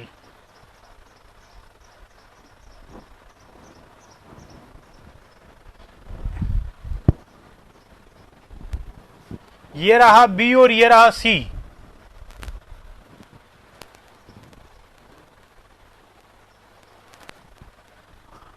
हाँ, DR आवर्स है।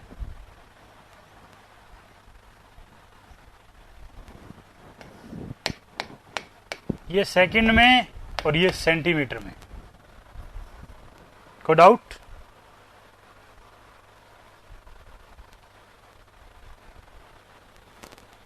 साइड में CND है, BND कहां लिख रखा है? कहां है BND भाई? दिनेश सबको कंफ्यूज कर रहे हो, खुद कंफ्यूज हो। BND लिख रखा है साइड में, किधर है साइड में भाई? मुझे तो कहीं दिखाई नहीं दे रहा BND साइड में। राइट में, ये लीजिए जी राइट, ये लीजिए राइट। ये BND दिखाई दे रहा है आपको? मुझे तो ये CND दिखाई दे रहा है।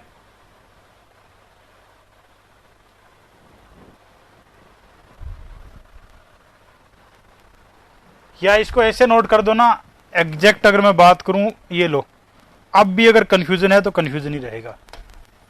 B and C is equal to point of inflection.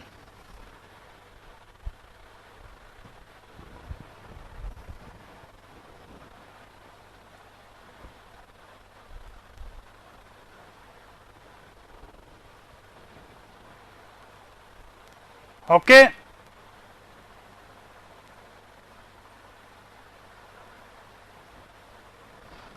हाँ, नोट कर रहे थे आप। 7th नंबर स्लाइड से कुछ नहीं नोट करना है, ये तो सिर्फ ये समझने के लिए थी। आपको नेक्स्ट यहां से नोट करना है। नोट कर दिया होगा इसे, शायद इसे नोट कर दिया होगा। या 1 मिनट का टाइम और ले लीजिए, कोई प्रॉब्लम है नहीं है।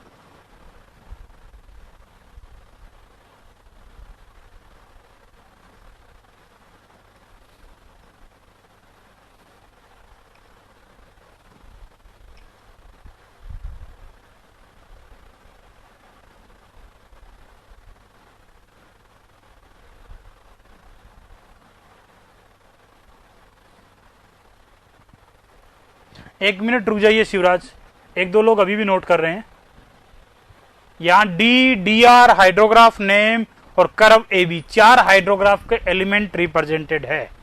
4 एलिमेंट यहां पर हाइड्रोग्राफ के रिप्रेजेंटेड है। कोई doubt?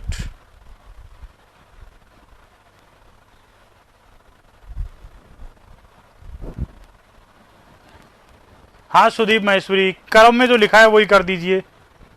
Next curve C and D, element number 5, point B and C, element number 6,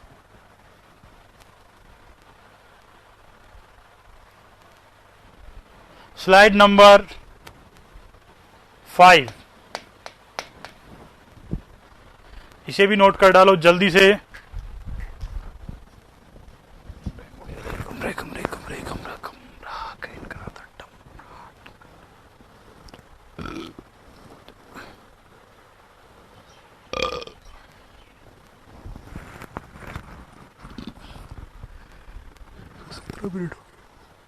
done हो गया। एम,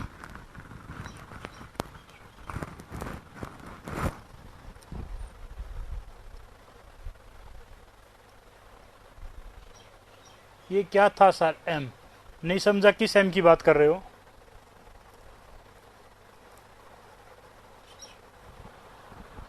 सदैव करण, किस एम की बात कर रहे हो?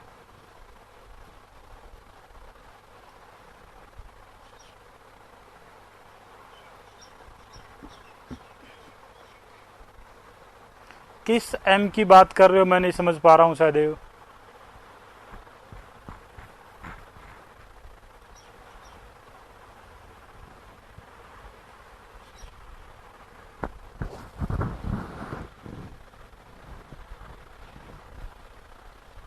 ओके कोई ना बेटा, मैं रिफ्रेश कर देता हूँ, वीडियो अच्छे से चलेगा, कोई प्रॉब्लम नहीं है।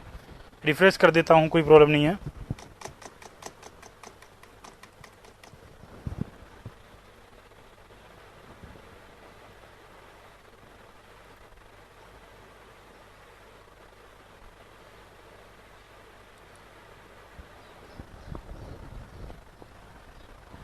असुविधा के लिए खेद है, ऐसा कोई साउंड आया है तो।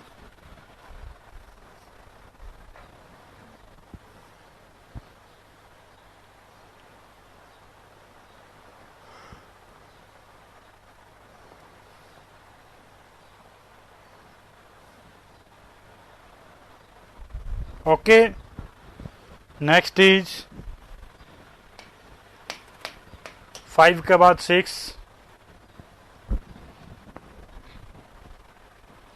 6 नंबर को और देखिए।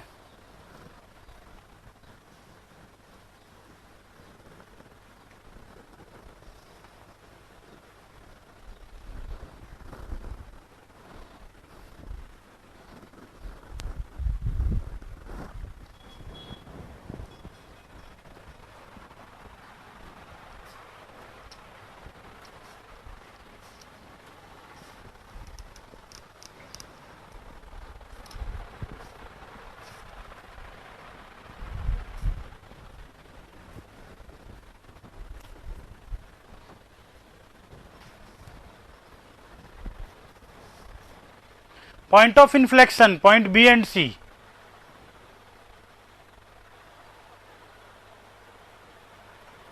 डन, आगे बढ़े।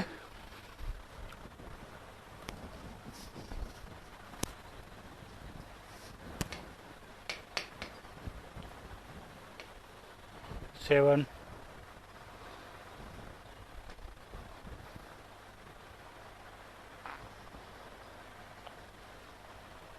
अगर मैं इसमें बात करूं एलिमेंट नंबर की तो 6 नंबर हो गया था, बेस टाइम है 7 नंबर, टाइम ऑफ पीक है 8 नंबर और लेग है 9 नंबर।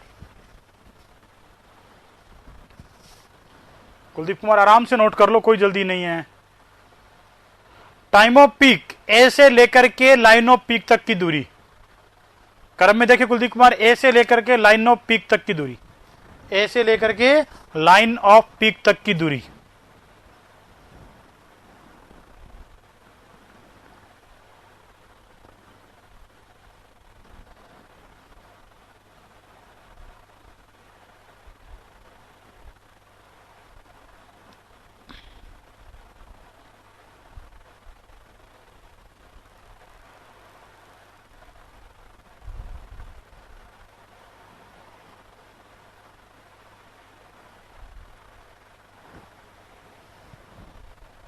बोलिए सहदेव, बोलिए, सुनाई दे रहा है मुझे, देख रहा हूं मैं आपके कमेंट्स। देखो सर मेरा कमेंट्स, डी कर्व भी है तो रेनफॉल डिपेंड करेगा ना सर। डी कर्व भी है तो सीडी कर्व, सीडी रेनफॉल पे डिपेंड नहीं करेगा। वो डाउन जब आना स्टार्ट होगा, उसकी फॉलिंग जब स्टार्ट होगी, जब रेनफॉल या तो स्टॉप हो चुका है या रेनफॉल की इंटेंसिटी बहुत ही कम हो चुकी है। जब तक रेनफॉल की इंटेंसिटी एवरेज या उससे अधिक है, जब तक रेनफॉल की इंटेंसिटी एवरेज या उससे अधिक है, वो हमेशा राइजिंग या फिर सी और डी के बीच में, बी और सी के बीच में वेरी करेगा।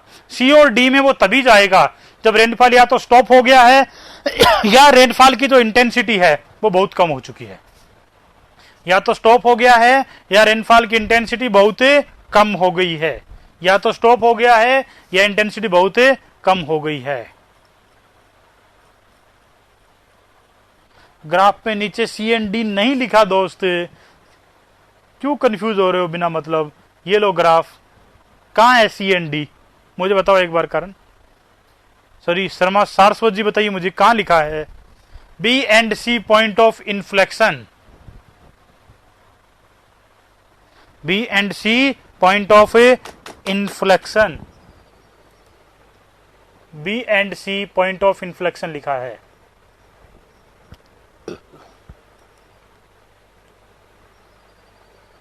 हाँ बाद में चेंज किया था।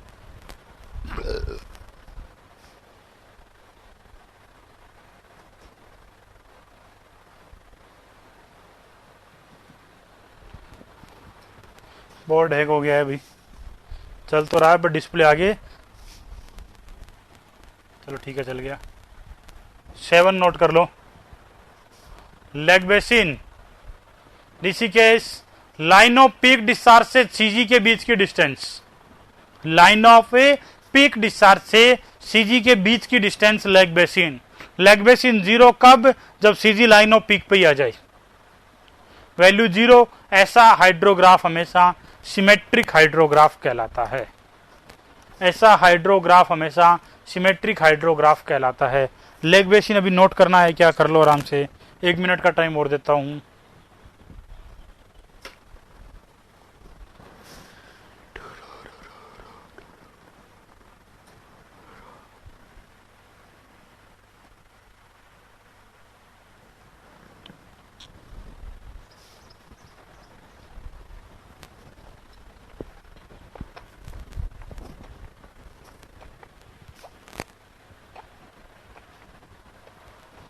हाँ 6 नंबर ही है, देखो ये दोस्त।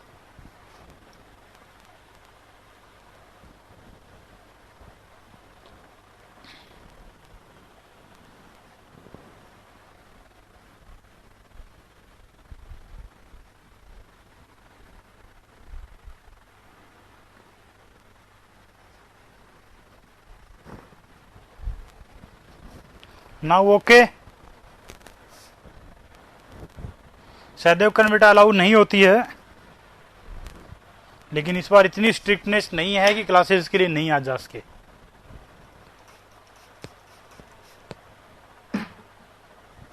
करंट क्लासेस अलाउ नहीं है।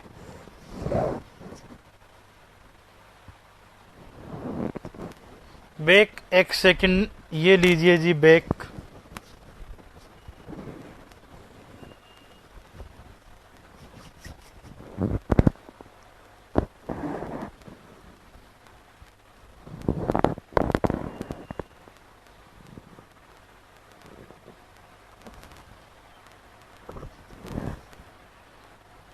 लास्ट, हाँ यही चल रहा है करण अभी तो 10 दिन लमसम और यही चलेगा।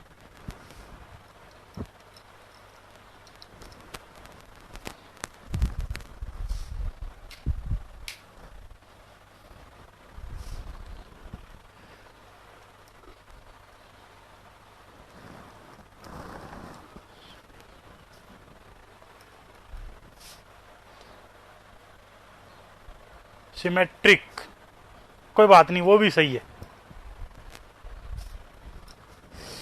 ये लो भाई,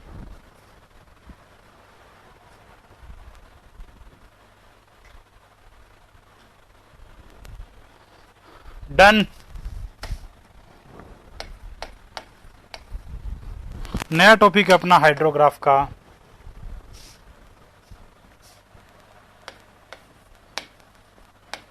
DRH।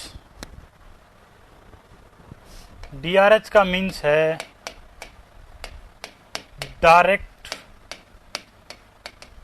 Run of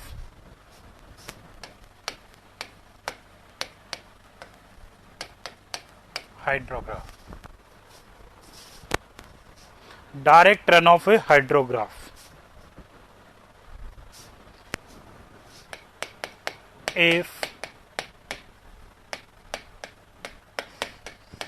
base flow separated from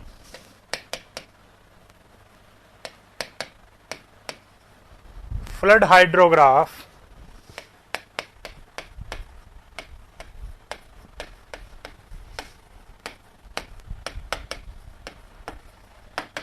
then it's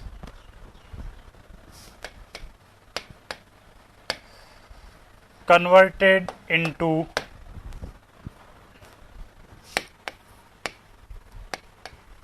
DRH।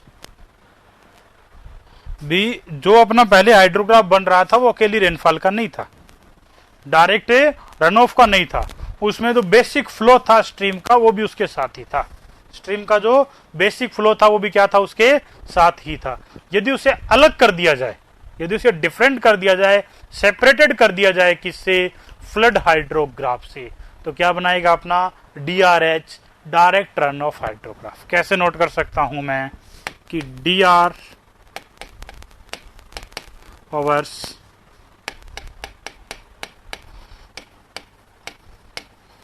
Flood hydrograph से माइनस कर दूं किसको, बेस फ्लो को, तो किस में कन्वर्ट हो जाएगा, DR overs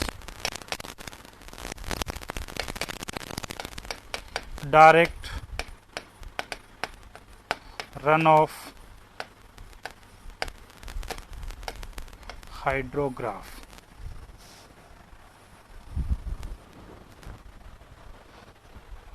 direct run of hydrograph. किस तरह होगा ये सेपरेशन, माना कि ये अपना एक हाइड्रोग्राफ था, ऐसा बनेगा,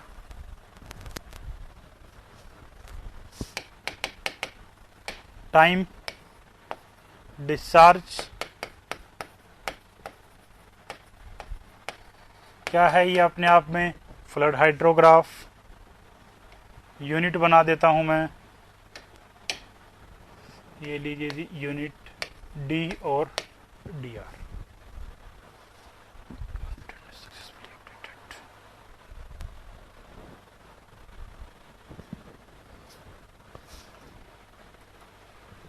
D और DR ये तो है, माइनस कर दूं इसमें से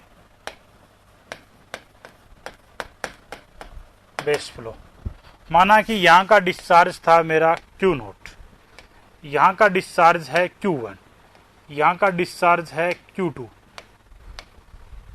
Q3, Q4, Q5, Q6 is equal to Q0। मुझे चाहिए नया डिस्चार्ज Q1। बेस फ्लो को माइनस करने के बाद क्या हो जाएगा, Q0 minus Q0 is equal to 0, Q2 minus Q0, Q3 minus Q0, Q4 minus Q0, Q5 minus Q0, Q6 minus Q0 is equal to 0।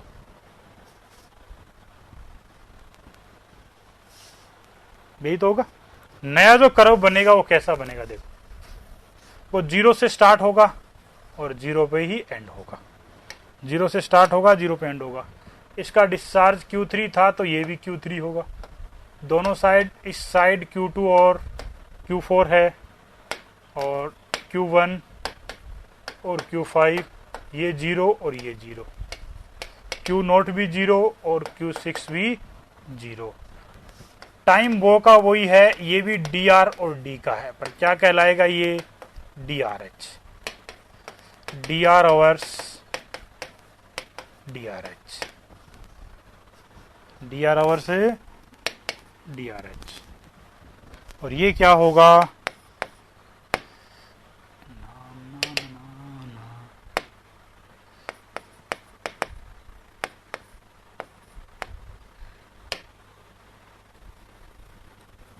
ये होगा डी आर आवर्स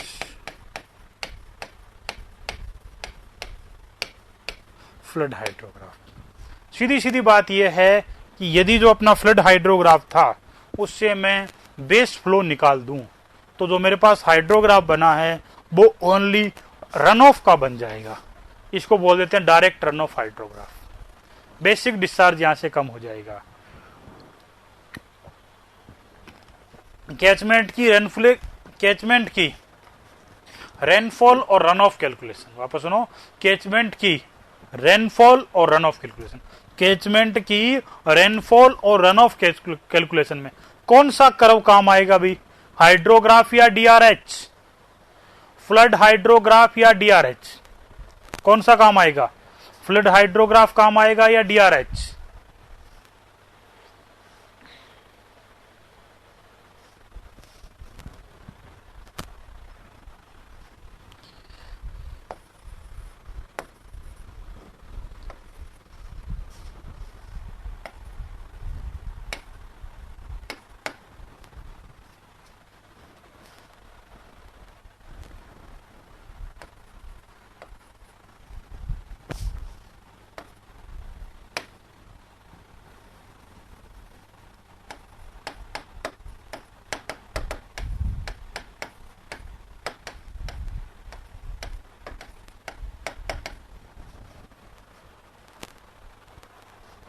वापस सुन लो, मैंने एक क्वेश्चन पूछा है आपसे कि अपनी रेनफॉल और रन ऑफ कैलकुलेशन में, अपने कैचमेंट की रेनफॉल और रन ऑफ कैलकुलेशन में हाइड्रोग्राफ काम आएगा या डीआरएच काम आएगा?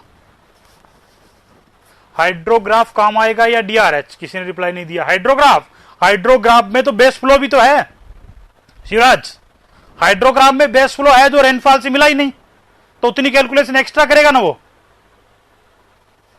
Sahdev very good very good. मैं बात कर रहा हूं दिनेश से, शिवराज से। शिवराज, जो अपना हाइड्रोग्राफ है उसमें बेस फ्लो रेनफॉल से आ रहा है या रेनफॉल के एक्स्ट्रा है? रेनफॉल नहीं हो रहा तब भी बेस फ्लो आ रहा है, तो ये अपनी रन ऑफ कैलकुलेशन में काम आएगा क्या? नहीं आएगा। अपनी सारी कैलकुलेशन किससे होगी? डीआरएच से। ये आपके सामने जो कर्व दिखाई दे रहा है ये डिस्चार्ज वर्सेस टाइम का ही तो कर्व है ना। अगर मैं दोनों को मल्टीप्लाई कर दूं तो, यदि मैं दोनों को क्या कर दूं? मल्टीप्लाई कर दूं तो क्या मिल जाएगा मुझे? Volume of run off. क्या मिल जाएगा मुझे? Volume of run of. तो क्या मैं यहां से ऐसा नोट कर सकता हूं क्या? सारे न्यूमेरिकल इसी नोट पे डिपेंड करेंगे कि एरिया ऑफ, बड़ा है थोड़ा, area of DRH is equal to volume of runoff is equal to volume of excess rainfall। क्या ये स्टेटमेंट नोट कर सकता हूं क्या? ध्यान से देखो बोर्ड पे, 15 नंबर स्लाइड को ध्यान से देखो बोर्ड पे।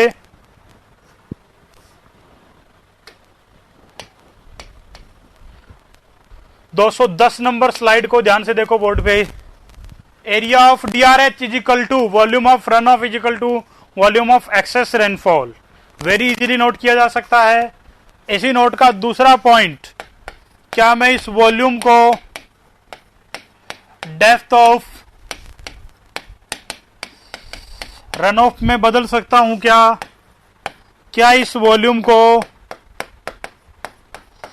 डेप्थ ऑफ एक्सेस रेनफॉल में बदल सकता हूं क्या? कैसे?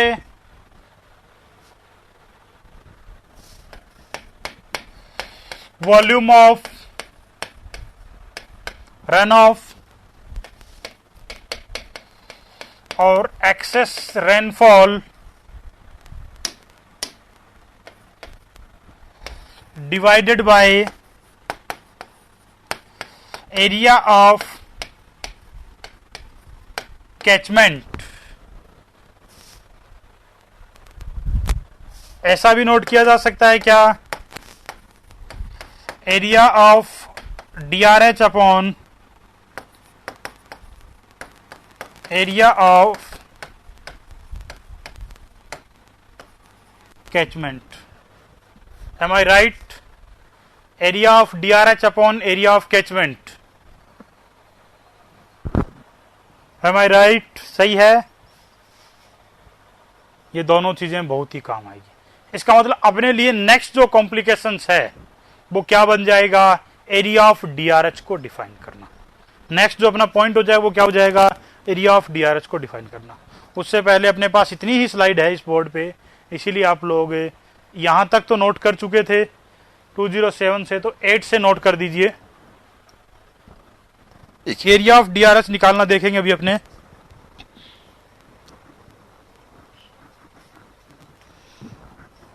एरिया ऑफ DRH निकल गया तो डेप्थ ऑफ रन ऑफ मिल जाएगा, वेरी इजी। 12 नंबर नहीं है मेरे दोस्त, ये किसी ने कुछ प्रॉब्लम्स पूछी थी, उसका सॉल्यूशन है सीधा ही 207 के बाद 208 ये है। किसी का डाउट था, वो प्रॉब्लम स्लाइड नहीं थी शिवराज मीणा।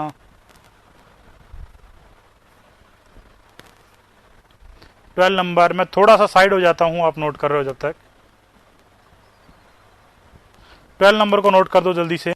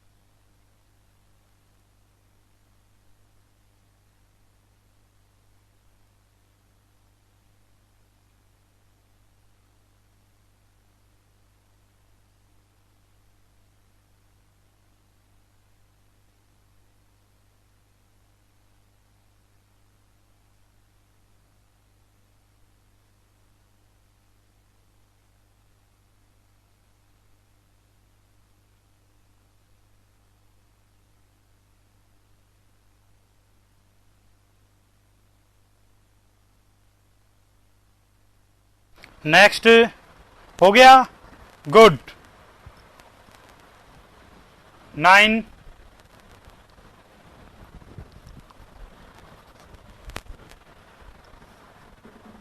यहां कंफ्यूजन हो रहा था ना, ये लो, इस कंफ्यूजन को मैं क्लियर कर देता हूं अभी।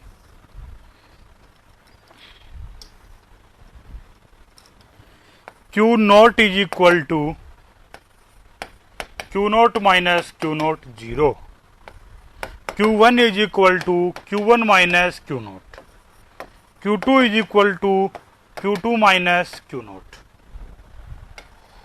Q3 is equal to Q3 minus Q naught, Q4 is equal to Q4 minus Q naught, Q5 is equal to Q5 minus Q naught, Q6 is equal to Q6 minus Q naught is equal to 0।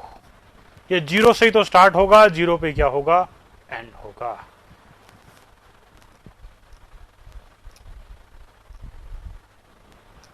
Virendra, इस group का कोई WhatsApp नहीं है, ठीक है वीरेंद्र बेटा, इस group का कोई व्हाट्सएप नहीं है। सर ये फॉर्मूला समझाओ, कौन से वाला फॉर्मूला, ये वाला एरिया ऑफ, अरे कुछ नहीं, ये फ्लड हाइड्रोग्राफ में से बेस फ्लो माइनस करना है, कोई फॉर्मूला है ही नहीं। बेस फ्लो माइनस कर दिया तो बच गया कौन सा, हर एक चीज के क्या माइनस होंगे, इसके भी कोऑर्डिनेट बनेंगे वो माइनस होंगे, इसके भी कोऑर्डिनेट बनेंगे वो माइनस होंगे, इसके भी कोऑर्डिनेट बनेंगे वो माइनस होंगे। किस तरह होंगे वो देखेंगे।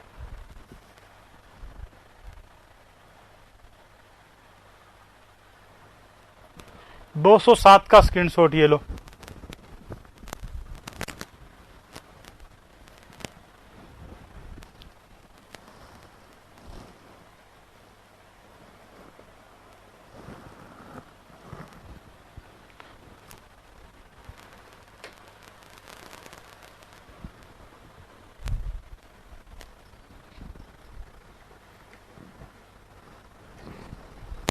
आज इकोनॉमी कैसे गड़बड़ा रही है। मनमोहन सिंह आए नहीं क्या?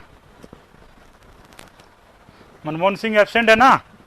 नेक्स्ट ये लीजिए 9। इसमें से सिर्फ अपने एक काम किया है कि इस बेस फ्लो जो आपको दिखाई दे रहा है, ये वाला जो बेस फ्लो आपको इसमें दिखाई दे रहा है, इसे माइनस कर दिया है। ये जो आपको दिखाई दे रहा है इस कर्व में बेस फ्लो, इस बेस फ्लो को क्या कर दिया है? माइनस कर दिया है। तो अप्रोक्सीमेट इक्वल टू मुझे ये मिलेगा।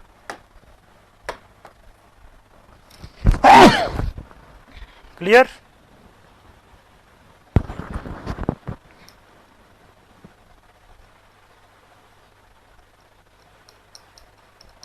कोई दूसरा सब्जेक्ट स्टार्ट होगा क्या? देखो ये तो लॉकडाउन की अनलॉक बताएगा।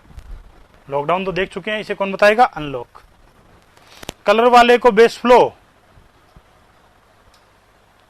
हाइड्रोग्राफ में बेस फ्लो ही तो है, एक्स एक्सिस और वाई एक्सिस। क्लियर?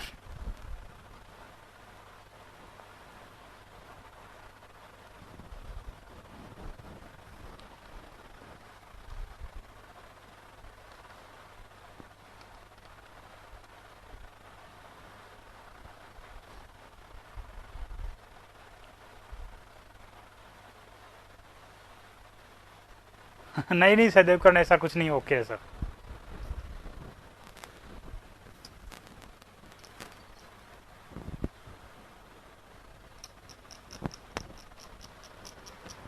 क्लियर?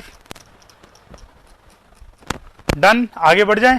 ये लीजिए लास्ट स्लाइड नंबर 10 नंबर। इन दोनों पे पूरे न्यूमेरिकल सोल्व होंगे अपने, इन पे बेस ही अपने पूरे न्यूमेरिकल क्या होंगे? सोल्व होंगे। बेक करें। ये लो जी 14 नंबर। बहुत स्लो नोट कर रहे हो ऋषिकेश, बहुत ही स्लो नोट कर रहे हो ऋषिकेश तुम बेटा।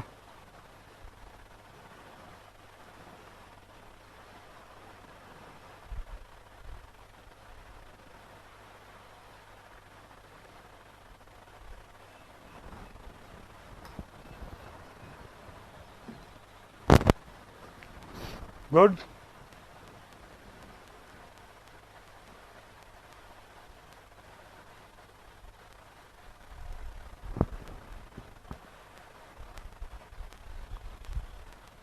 डन। लास्ट स्लाइड 15 नंबर हो गया। कुलदीप कुमार नेक्स्ट। शिवराज मीणा, इसमें तो 2 फॉर्मूले ही है, जल्दी से नोट कर डालो। ऋषिकेश,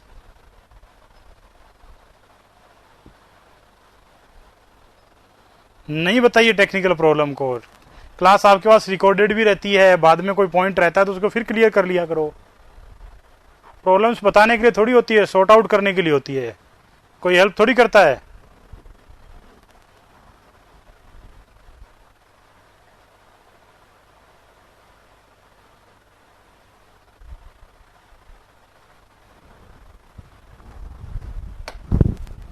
इलेवन नंबर में अपने देखेंगे कि इनके एरिया कैलकुलेट करते कैसे हैं।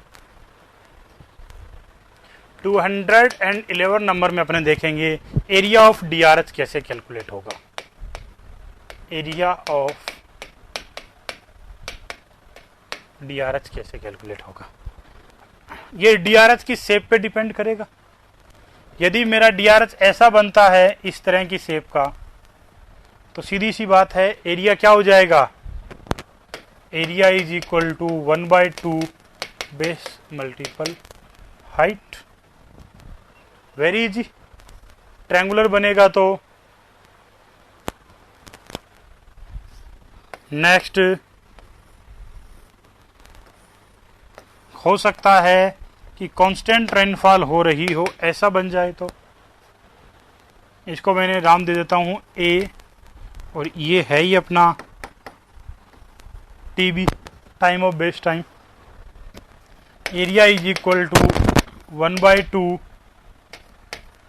ए प्लस टीबी मल्टीपल एच, यही तो होगा। कितना पीक मिल रहा है, ये इसका एच है। कितना पीक मिल रहा है, ये इसका एच। ये तो दोनों थे ऑब्जेक्टिव टाइप की प्रॉब्लम के लिए, जहां अपने को एक फिक्स शेप मिलती है। ये तो ऑब्जेक्टिव टाइप प्रॉब्लम्स थी जहां अपने को एक फिक्स शेप मिलती है। यहां तक तो कोई कंफ्यूजन होना ही नहीं चाहिए, जहां अपने को एक फिक्स शेप मिलती है। थर्ड नंबर, यदि मिलने वाली जो शेप है वो अनसर्टेन हो जाए तब भाई। थर्ड नंबर पे यदि अपने कैचमेंट की शेप, सॉरी हाइड्रोग्राफ की शेप ऐसी बन रही है तो कोऑर्डिनेट है इसके Q0, Q1, Q2, Q3, Q4, Q5, Q6, Q7, Q8 equal to Q0। अब बताइए कौन से फॉर्मूले से कैलकुलेट करेंगे एरिया?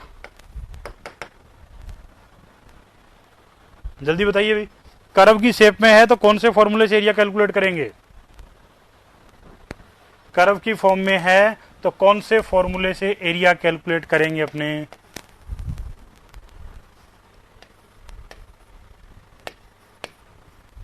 कर्व की फॉर्म में है तो किस फॉर्मूले से एरिया कैलकुलेट करेंगे? कोई नहीं बता रहा है। क्या हुआ?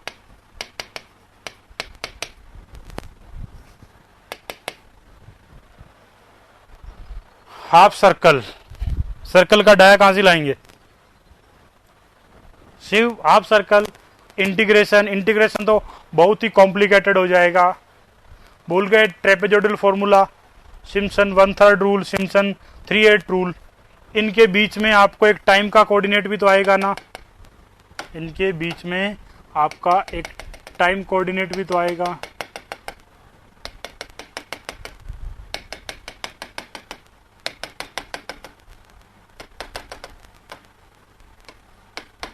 ऐसे ही तो बनेगा ना, T1, T2 या फिर ये 1, 2, 3, 4, 5, 6, 7, 8 सबके बीच में एक टाइम डिफरेंस होगा ना। यहां भी डेल टी होगा, यहां भी डेल टी होगा, यहां भी डेल टी होगा, यहां भी डेल टी, यहां भी डेल टी, यहां भी डेल टी, यहां भी डेल टी, यहां भी डेल टी होगा ना सबके बीच में टाइम। तो यहां पर ट्रेपेजोइडल फॉर्मूला लगा देंगे अपने। डेल टी हमेशा आवर्स में ही गिवन होगा तो ऑटोमेटिक 3600 से मल्टीप्लाई कर देते हैं। Del T by 2, trapezoidal formula देखिए क्या होता है।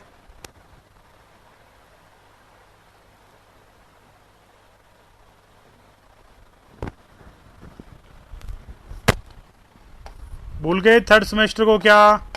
Q0 plus Qn 2 multiple Q1 plus Q2 plus Q3 dot dot dot Qn minus 1।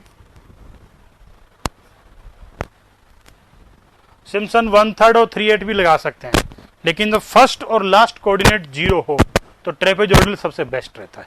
Mid third rule सबसे बेस्ट रहता है। लास्ट और फर्स्ट अपने यहाँ पर एक बात बहुत ही क्लियरली जानते हैं ना कि ये जो है ये 0 है और ये भी क्या है? 0 है। ये 0 0 है तो ये 2 से 2 अपने आप क्या हो जाएगा? कट जाएगा। ये आपको दिखाई दे रहा है Q1 plus Q2 plus Q3 plus Q4 dot dot dot Qn minus 1 plus Qn minus 1। ऐसा ही है। मैं इसमें 2 0 और जोड़ दूं, एक Q0 की फॉर्म में और एक Qn की फॉर्म में, तो क्या मैं इसे सम ऑफ क्यू कह सकता हूं क्या? ये दोनों तो जीरो है ना, इन दोनों को तो ऐड करने से कोई फर्क नहीं पड़ेगा।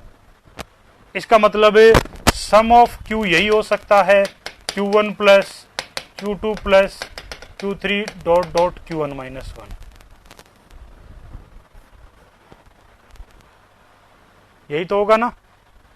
रेड वाले को वापस मैं चेंज कर देता हूं, कोई बात नहीं।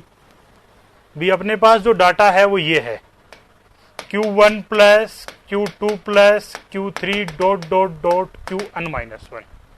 दोनों साइड में 2 डिजिट जोड़ता हूं Qn और एक साइड जोड़ता हूं Q0।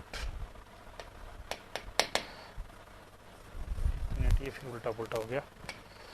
Q1 plus Q2 plus Q3 dot dot dot Q1 minus 1। ये थे अपने पास सारी digit, Q1 Q2 Q3 Q dot Q dot, ये थी ना।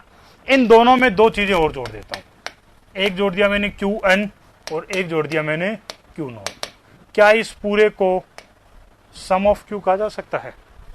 सम ऑफ डिस्चार्ज कहा जा सकता है। क्यों? अब देखिए, ये तो जीरो है ना, और ये भी क्या है? जीरो। तो 2 जीरो हटा दूंगा तो ये कहा जा सकता है इसको। सीधा सीधा शॉर्ट एंड स्वीट फॉर्मूला क्या बन गया जिसे याद रखना है? A is equal to 3600 multiple del T multiple sum of Q. 3600 multiple del T multiple sum of Q.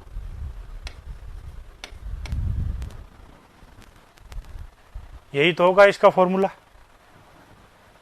जब फर्स्ट और लास्ट कोऑर्डिनेट जीरो होता है तो ट्रेपेजॉइडल फॉर्मूला लगा सकता हूं मैं,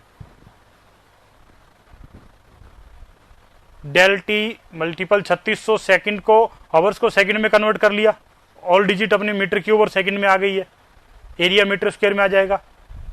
बाकी एरिया को मीटर स्क्वायर की जरूरत ही नहीं है, एरिया ही अपने एक्सेस रेनफॉल का क्या है? वॉल्यूम को रिप्रेजेंट कर रहा है। एरिया ही अपने एक्सेस रेनफॉल किसको प्रेजेंट कर रहा है? वॉल्यूम को रिप्रेजेंट कर रहा है। अब अपने पास कैसी भी शेप हो, अपने इस फॉर्मूले से, एक छोटे से फॉर्मूले से उसका एरिया डिफाइन कर सकते हैं। नहीं, कभी भी हाइड्रोग्राफ में ये इंटरवल अलग अलग नहीं होगा, कितना भी हो सकता है, पर सारे डेल्टी क्या रहेंगे? सेम रहेंगे। वैल्यू ऑफ डेल्टी 1 घंटे भी हो सकता है, 2 घंटे भी हो सकता है, 4 घंटे भी हो सकता है, 10 घंटे भी हो सकता है, पर सारे डिफरेंस क्या होंगे? सेम रहेंगे। अगर डिफरेंस सेम नहीं है तो अपने ये फॉर्मूला नहीं लगा सकते, फिर अपने को सिम्पसन 1/3 या सिम्पसन 3/8 लगाना पड़ेगा। अलग अलग डिफरेंस के लिए अलग अलग एरिया कैलकुलेट करना होगा, फिर सारे एरियाज को ऐड करना होगा। सारे एरियाज को क्या करना होगा? मुझे ऐड करना होगा, तब टोटल एरिया मिलेगा। पर ऐसा कभी नहीं होता है। हाइड्रोग्राफ में डेल्टी की वैल्यू कितनी भी हो सकती है, 1 hour, 2 hour, 3 hour, 4 hour, 6 hour, 8 hour, परंतु सारे डेल्टी कॉमन एक जैसे होंगे। सारे डेल्टी की वैल्यू क्या होगी? सेम होगी। सारे डेल्टी की वैल्यू क्या होगी? सेम है होगी। क्लियर?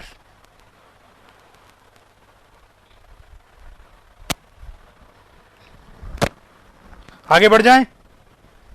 पर ये तो बैक स्लाइड मांग रहे हैं सारस्वत जी, तो ये लीजिए जी 211 नंबर स्लाइड। इस तरह मैं किसी भी डीआरएच का एरिया निकाल सकता हूं। एरिया मिल जाए तो उसे कैचमेंट एरिया से डिवाइड करके, एरिया मिल जाए तो उसे कैचमेंट एरिया से डिवाइड करके क्या डिफाइन कर सकता हूं मैं? उसमें total depth of run off या depth of excess rainfall divide कर सकता हूं। सिम्पसन नहीं लगाएंगे, क्वेश्चन 3 गुना ज्यादा टफ हो जाएगा। क्लियर है ना? सिम्पसन 1/3 या सिम्पसन 3/8 लगाते ही क्वेश्चन 3 टाइम्स कॉम्प्लिकेटेड हो जाएगा, कैलकुलेशन बढ़ जाएगी। देखो Q0 और Qn, ये तो दोनों जीरो है ना, ये Q1 की जगह चाहे Q8 है, ये वैल्यू भी तो जीरो है ना। स्टार्टिंग में जीरो से स्टार्ट होता है डीआरएच और जीरो पे एंड होता है, तो स्टार्टिंग और एंड डिजिट हमेशा ही जीरो होगी, चाहे वो Q1 है, चाहे Q8 है, चाहे वो Q10 है, चाहे वो Q12 है, कितनी भी है वो हमेशा क्या होगी? अपनी जीरो ही होगी। Is that clear? कोई डाउट? शिवराज, सिम्पसन लगा दो, मुझे कोई प्रॉब्लम नहीं है ना, आंसर उससे गलत आएगा, एकदम सही आएगा। 3/8 से भी वही आएगा और 1/3 से भी वही आएगा, लेकिन आपकी कैलकुलेशन बढ़ जाएगी। ऑड और इवन को अलग अलग करके नोट करना होगा। ऑड अलग, इवन अलग। 3 8 लगाओगे तो 3 के मल्टीपल में आने वाले अलग और बाकी सब अलग। ऐसा क्यों करो जब इतनी सिंपल फॉर्मूला अपने पास है। अब उसमें कोई भी डिजिट अपनी जीरो नहीं होगी, कुछ कटेगा नहीं, पूरा बड़ा फॉर्मूला हमेशा याद रखना पड़ेगा, वही लगाना पड़ेगा। इसलिए इसे अपने याद रख लेते हैं, ये बहुत इजी हो जाता है एसएससी मेंस में टाइम बचाने के लिए। पूरा बड़ा फॉर्मूला देखना ही नहीं, सम ऑफ क्यू को डेल टी और 3600 से मल्टीप्लाई कर दो, अपने पास एरिया मिल जाएगा। अपने पास क्या मिल जाएगा? टोटल एरिया मिल जाएगा। कोई कंफ्यूजन क्रिएट होगा ही नहीं।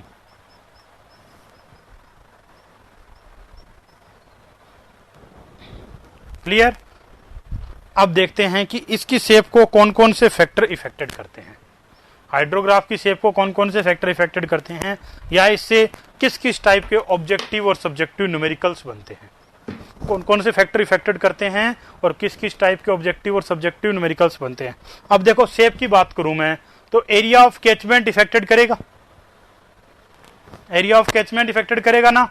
दूसरे नंबर पे स्लोप ऑफ कैचमेंट इफेक्टेड करेगा, इंटेंसिटी ऑफ रेनफॉल करेगा, शेप ऑफ कैचमेंट करेगा, डायरेक्शन ऑफ फ्लो करेगा, स्ट्रीम डेंसिटी करेगा, ड्रेनेज डेंसिटी करेगा, फॉर्म फैक्टर करेगा और कॉम्पैक्टनेस फैक्टर करेगा।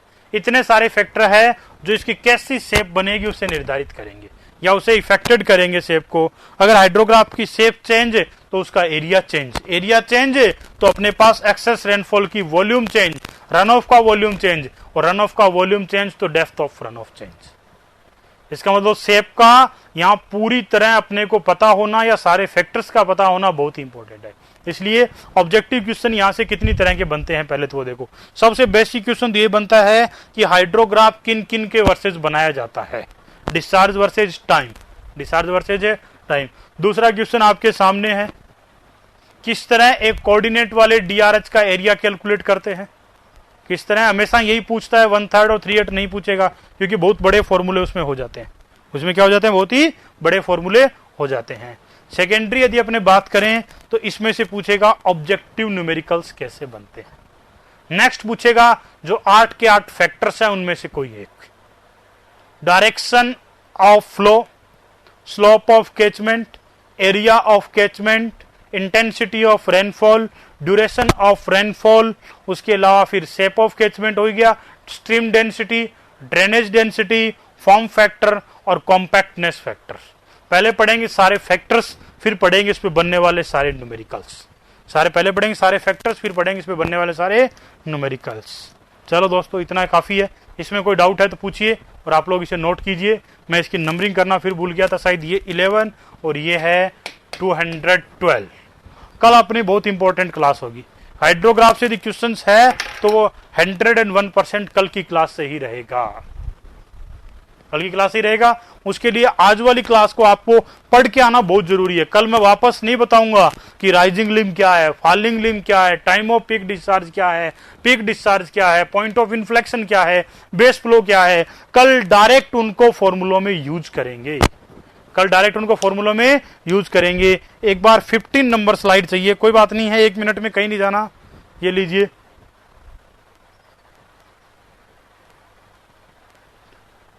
लेग बेसिन क्या है, रिकॉर्डेड क्लास में अच्छे से देखना। लेग बेसिन टाइम ड्यूरेशन है, लाइन ऑफ पीक डिस्चार्ज से CG of hydrograph, line of a peak discharge से सीजी ऑफ ए हाइड्रोग्राफ।